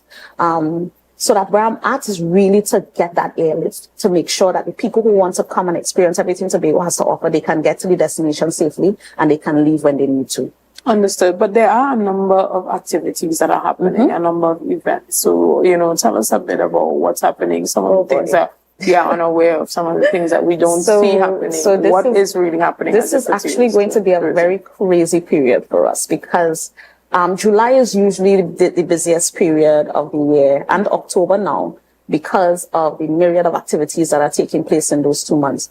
But this year in particular, we have a number of things that are happening all at the same time, and it's stretching our human resources within the companies and in the division. So we do have the Heritage Festival going on. It started on July 1st with our Thanksgiving service, and it goes straight up to August 1st. And then in August itself, we have a number of activities taking place. I want to, put out into the public space that for the first time, Tobago is hosting the International Dodge Diving World Championship. And this is taking place from August 7th to August 9th in Charlottesville. And what Dodge diving is essentially similar to Red Bull Flugtag, those kinds of events that are really somewhat on the extreme end of sports activity. A diving platform is going to be built, and you're going to have all of these competitors coming from all over the world, and they are going to be diving into the blue waters of Charlottesville and being judged on their diving skills. And this event is a collaboration between the Tobago House of Assembly and the Dodge Diving International. And this event is envisioned to be taking place in Tobago over the next 3 years. So this year is going to be the first year. The marketing for that is going to be rolled out soon. We're going to start to hear more about it, because we want people to get excited about the idea of this new sport that is taking place on the island, because there is a focus to drive more numbers to the destination because of sports tourism.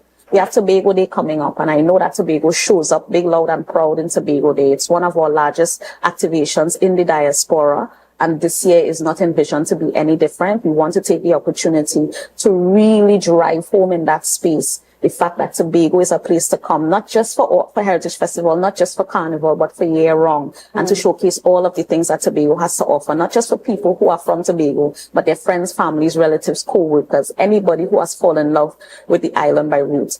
As well as this year, we are celebrating Carifesta. So this is the return of the Carifesta activity. It's taking place in Barbados from the 22nd of August to the 31st. We are taking a contingent from Tobago. So a part of the national contingent will include TPAC being part of that national activation, and all of the activities that are taking place at Trinidad and Tobago has to be a part of. But Tobago also is taking a smaller delegation alongside them to make sure that Tobago is showing up, marketing everything Tobago, giving people a taste of Tobago, advertising the carnival, advertising Heritage next year, advertising all of the activities we have in the space, and really, again, talking to partners and making contacts and making collaborations in all of the spaces that we have. Toronto, we have a major diaspora event that takes place in the first week of September. And Toronto is a source market that we have had success in the past. And we have been trying to get a direct flight from Toronto for the last 2 years. I think the Chief Secretary is on record this week indicating that we've been having extensive conversations with Cal prior to this new government going to office about providing that direct airlift to Toronto. We're also talking to another carrier outside of Cal to be able to provide that connection. And we're hoping that we're able to get that Toronto flight up and running before Carnival. So that there is a direct flight from Toronto to Port of Spain. Yes, it is. So usually they just do a stopover in Tobago after, well, that is right? the thing. So what we're hoping for is based on all of the conversations that we're having, that even if it's not a situation that we can get a direct flight, that if it is that these direct flights are coming in and they would normally land in Port of Spain, that we can negotiate a stop in Tobago before they go on to Port of Spain. So all of these things are things that are on the table for discussion. That diaspora engagement is a Trinidad and Tobago activation. So it's a collaboration this year between the Division of Tourism, TTAL, and Visit Trinidad. And it really is to get our entire diaspora in the Toronto area to come out and celebrate independence, because it's just after that time, and to really, tease all of the things that make us proud to be Trinidadians. And again, we go back to the idea of the data collection. Yes. You go to a lot of these events and you are exposed to your ideal target audience.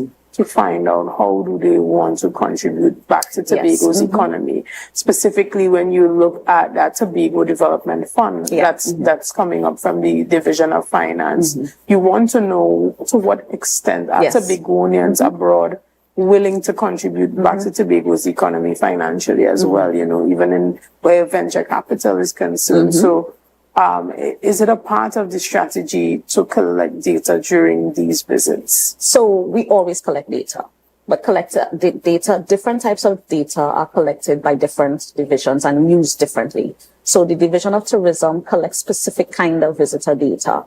The Division of Community Development would collect specific kinds of data. The Office of the Chief Secretary with the Foreign Direct Investment Unit, they would collect specific types of data. Division of Planning, they may have some data collection in between. What we need to do is centralize all of that data collection. What we also need to do is, from the level of FDI, is really show people the pathway of how you can contribute. Because you talk about the opportunity for the diaspora to come in and maybe collaborate or partner with venture capital. We talk about the diaspora maybe coming in and lending their skills and talents, because I know 2 years ago, under the same Teams Alliance from the Tobago, they came in and they did a medical mission in Tobago, and they came with their doctors and whatnot, and they were doing some human service there. And I think in an interview they also indicated that there is a scholarship, for Tobago Day this year as well, in one of the interviews. But myself?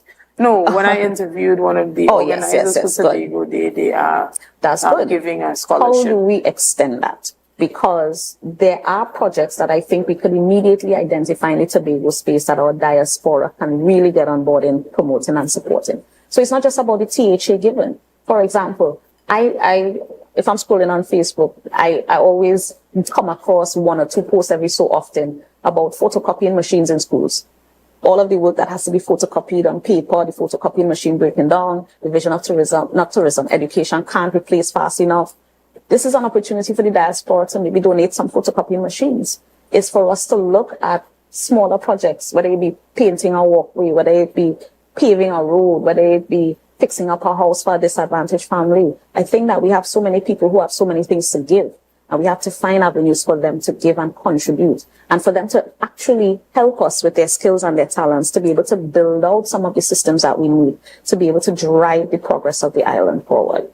Excellent. But as we continue this conversation, it's continuing to get more and more interesting, but we really have to take a quick break right here, and we'll be back right after this. So see you soon. So guys, there are some new developments in housing in Tobago. So it's goat racing time. This is 116, the show that keeps you in the know with all things Tobago House of Assembly. Each week, 116 delivers a fun and engaging overview of the latest developments, achievements, activities, and events of our dynamic assembly. So join me. Let's dive into the Tobago House of Assembly's Week in Review right here on 116.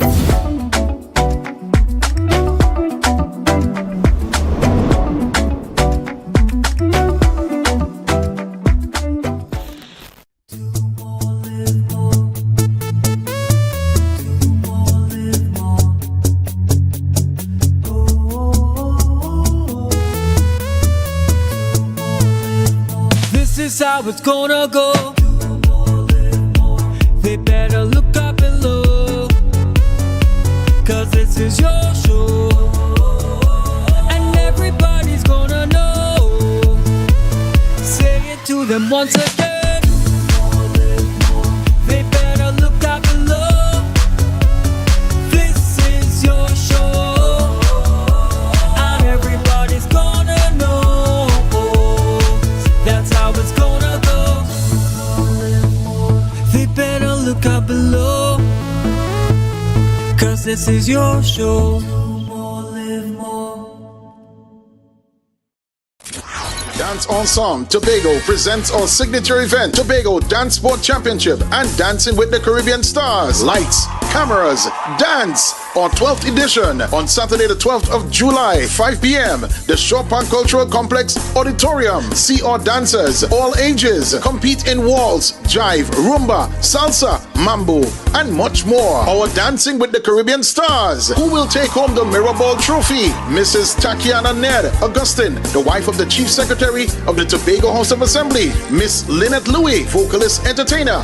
Mrs. Cassandra Thompson Forbes, journalist and Tobago correspondent. Mr. Javon Carrington, founder and head trainer of Dosfit Studios. And Mr. Julian Skeet, administrator and former TV host. After show, dance party with DJ Santa out of Trinidad. Early bird tickets, adults $200, children $75, and general tickets, adults $250 and children $100. Get your early bird tickets now from Dance Ensemble members, D&D Jewelers at Tobago United Cooperative, Milford the 24 gas station in Canaan, and the Chopin Cultural Complex box office. For more information, you call 772-9049 and 340-5758. You can't miss this one.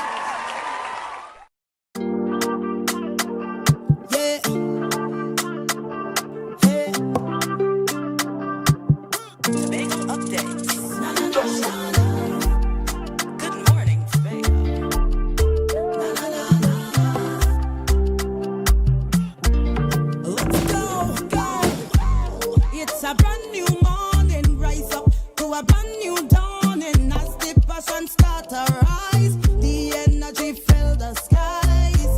I say thanks a favor to wake up and hear me neighbor. 60,000. Back to Good Morning Tobago right here on Tobago Updates. Again, I am your host, Chanel Felix. And just a reminder that we are coming to you live from the Magdalena Grand Beach Resort here in Tobago. So all those beautiful views that you have been seeing is definitely from right here at the Magdalena Grand Hotel. And this morning I continued chatting with the lovely Shea Grace Boris, who is, Counselor and Secretary for Tourism. Yes. But you've been doing a lot, but you have been given a heavy mandate in this budget, particularly that has been announced by the Secretary for Finance. It's an exciting one, though. She has, labeled tourism as being one of those economic pillars and drivers, and, to try to anchor that economic growth that they're looking for.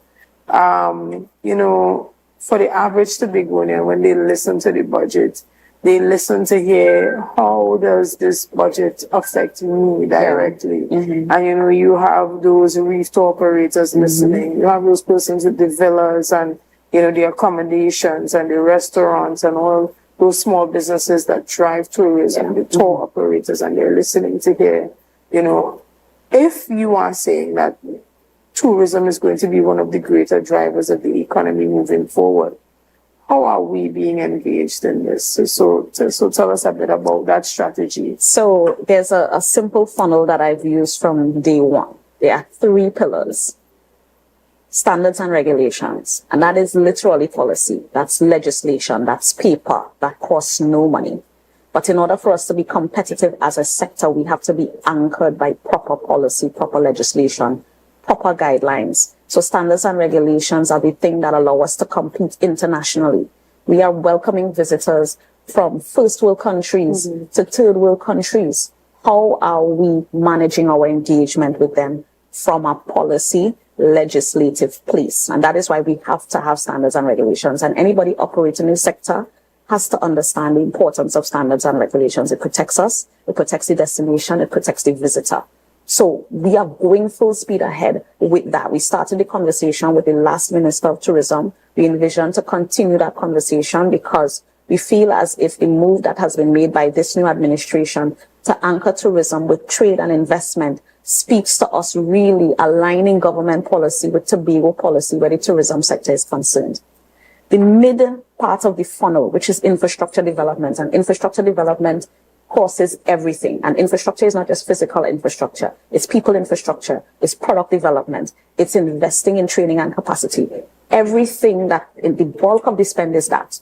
Because people need something to come to. We have to be concerned about the quality of what they come into. So you're asking how does that trickle down, that money that we are allocating in the budget trickles down to the average man. The investment is improving our product. Because once you have superior product, you can market it to the rest of the world. And that's why marketing is at the end of the funnel. But we have to fix home first. So you saw recently that we gave out checks under the TALK program and the TAG program. And that was just under $1 million. $1 million in the accommodation sector is no money. One property could actually spend $1 million, depending on the size of the property. We need to invest more money in product upgrades. So it's not just hotels, because what happened under the previous administration was when COVID happened, the focus was on putting support to hotels. Hotels are not the only actor in the tourism sector. You have an entire ecosystem of ancillary service providers who really got little or no support when the COVID-19 pandemic hit. We are trying to prevent that from happening again.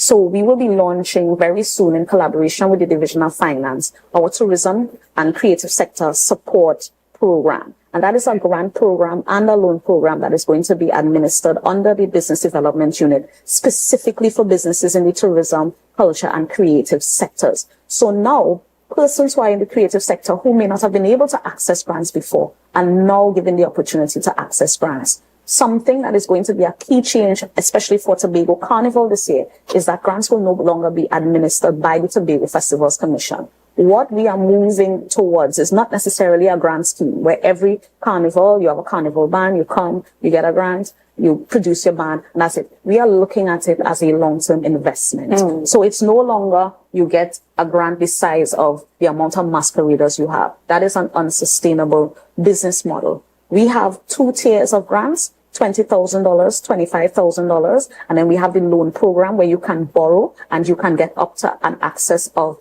$250,000. Because if you have a carnival band, you're running a business. A grant of $7,000 or $5,000 is just going to help you pay some bills that you've incurred for this year. But if it is that you have access to $50,000 as a loan and you're now investing in assets for your business, you're investing in an actual store, you're investing in equipment, you're investing in people, you're investing in marketing. That is the thing that is driving money back to your business, growing your business. So we see the injections that we are making, and that's just one example. We talk about reef tour operators. Now someone who's operating a reef boat can come and access that grant to improve their product on their reef boat. So whether it is to have repairs on their reef boat, whether it is to add some extra services, for example, one of the recommendations that I got from Mr. Cavallo, who is the cruise ship operator who brings all our cruise lines in, he indicated that in Mexico, for example, the tour boats that go out, they offer snorkel equipment to the people on board. Not all reef boats have snorkel equipment. With this grant program now, you can purchase snorkel equipment for your reef boat so that when people are coming, it's part of the service that you're offering. So we're looking at these injections as investments. We don't just want to give away money. So that all-encompassing work that we have to do to build the infrastructure of the sector. Training is very critical, and it's not just customer service training. We need executive leadership training because we're going to get new hotel plants coming in operation very soon. We had the announcement of the Hilton Tapestry that is going to go in Roxborough. We want to know that the managers, the people who are the middle managers and the CEOs and all, they are homegrown in Tobago. We still have a challenge with finding the talent because at the level of the TTAL that is responsible for marketing, we in Tobago, we cannot pay the competitive salaries that are being offered across the Caribbean for persons who are CEOs and directors of sales and marketing and directors of communication. So we're hoping that we can find that person in Tobago who we can groom to take up these positions. And that is why we're investing in the scholarship program. So all of that infrastructure development encompasses systems, encompasses people, encompasses technology, encompasses product development. That is where the bulk of the investment is going to go because we have to get up up there where standards are concerned, both in service and in the actual product. And then on final end, because we always talk about fixing your home first before you invite visitors in.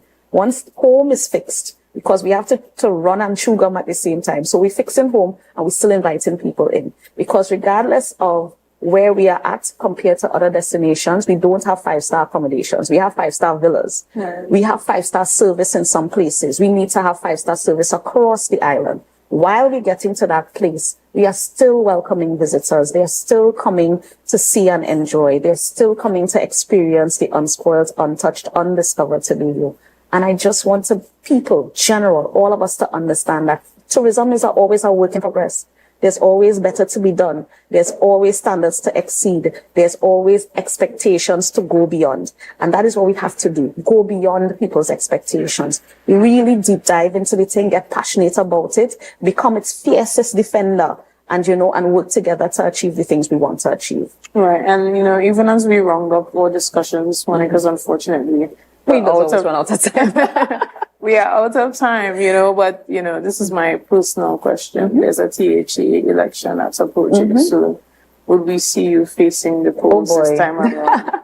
I always said that, God led me into politics, and he continues to cover me with so much grace and mercy. And, I have to take this opportunity to thank not just God, because he has been the author and finisher of my faith in every respect, but he has brought people into my life who have really been a great support to me. My personal staff, good morning to each of you. I love all of you for being with me through the trials and the storms. I've had people who have been with me since I entered politics, and they're still with me to this day, always providing guidance and being a sounding board for all of the persons in Tobago who have looked at my growth and continue to support me and to scold me when I go wrong, because I don't always do everything right, Those persons have been praying for me, and they have been sending messages of support and guidance and faith and advice. It's an entire ecosystem that builds a me. So that even that award is all of those people feeding into me, and that is why that has been bestowed upon me. I didn't create myself, the land of my birth is what has created me. And, I don't make pronouncements as to how I serve. I've been in service.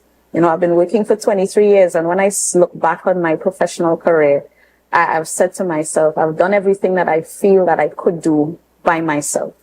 It really now is to get everybody else on board with achieving the dream of the greatest sister island on the planet, a dream that I believe in with every fiber of my being. And I want all of Tobago to begin actually believing that dream and living that dream.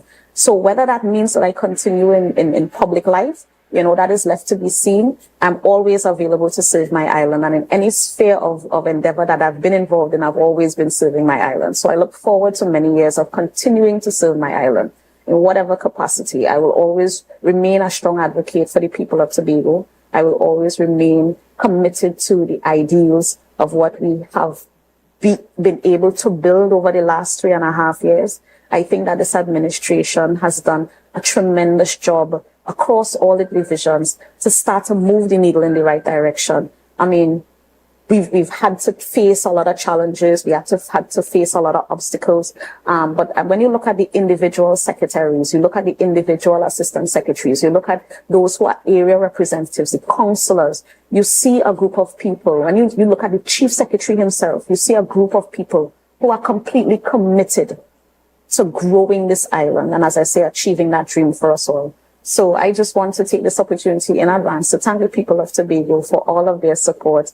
Even those who have been my detractors and those who have criticized me, the minority leader, good morning. I continue to stay on my toes because you always have something to say that I have to respond to. But even those people need education. We still have people that need to be edified. Tourism sector is not simple. It's a very complex ecosystem, and it requires leadership that is attentive, flexible, dynamic, willing to learn, willing to take risks, willing to use innovation and creativity to drive things forward, willing to buck the trends, willing to be able to walk off the beaten path and create a new path. Tobago is in the best place, I think, right now to just simply continue to grow. We have been, in terms of our international image, Tobago is right up there with everybody else in the Caribbean. I always, among my colleagues in the Caribbean, I say Tobago is the Caribbean's favorite little sister, because we talk about being the sister island, we're the little sister of Trinidad, but now we've been adopted by everybody else. So Tobago is the Caribbean's favorite little sister. And I always say that we have the support of all of our regional colleagues. They want to see us grow. They want to see us succeed. They want to see us be able to compete. And I think that it's only up from here. There's no more turning back. There's no more COVID pandemic to talk about. Everything from here on out is on us. We have to put in the work. And when we put in the work, we'll get the results. Excellent. Well, thank you so much for being here this morning. Thank you to you and your staff for making yourself available to answer our questions and giving us the information that we need. We're wishing you all the best with the Tobago Heritage Festival in particular that's happening right now. So you can log on to the Division of Tourism and the Festival Commission's page on Facebook, and you can see the calendar of events that's happening there. And make sure that you share it and be a part of all that's happening. And also stay tuned to all the other activities that are happening on the island, whether it's, locally, regionally, or internationally, as it pertains to marketing Tobago to the world. Guys, we want to thank you so much for being a part of this morning's discussions. Thank you for your likes, your shares, your comments, and all that you have been doing to make Tobago Updates the #1 broadcaster here on the island of Tobago. Again, I am Chanel Felix, and have a great day. And before I go, let me just remind you that we are at the beautiful Magdalena Grand Hotel here this morning, right on the beachfront. So we want to thank all the staff and management of the Magdalena Grand Hotel for having us here. We're going to go downstairs and have a beautiful breakfast. So see you again next week. So wake up and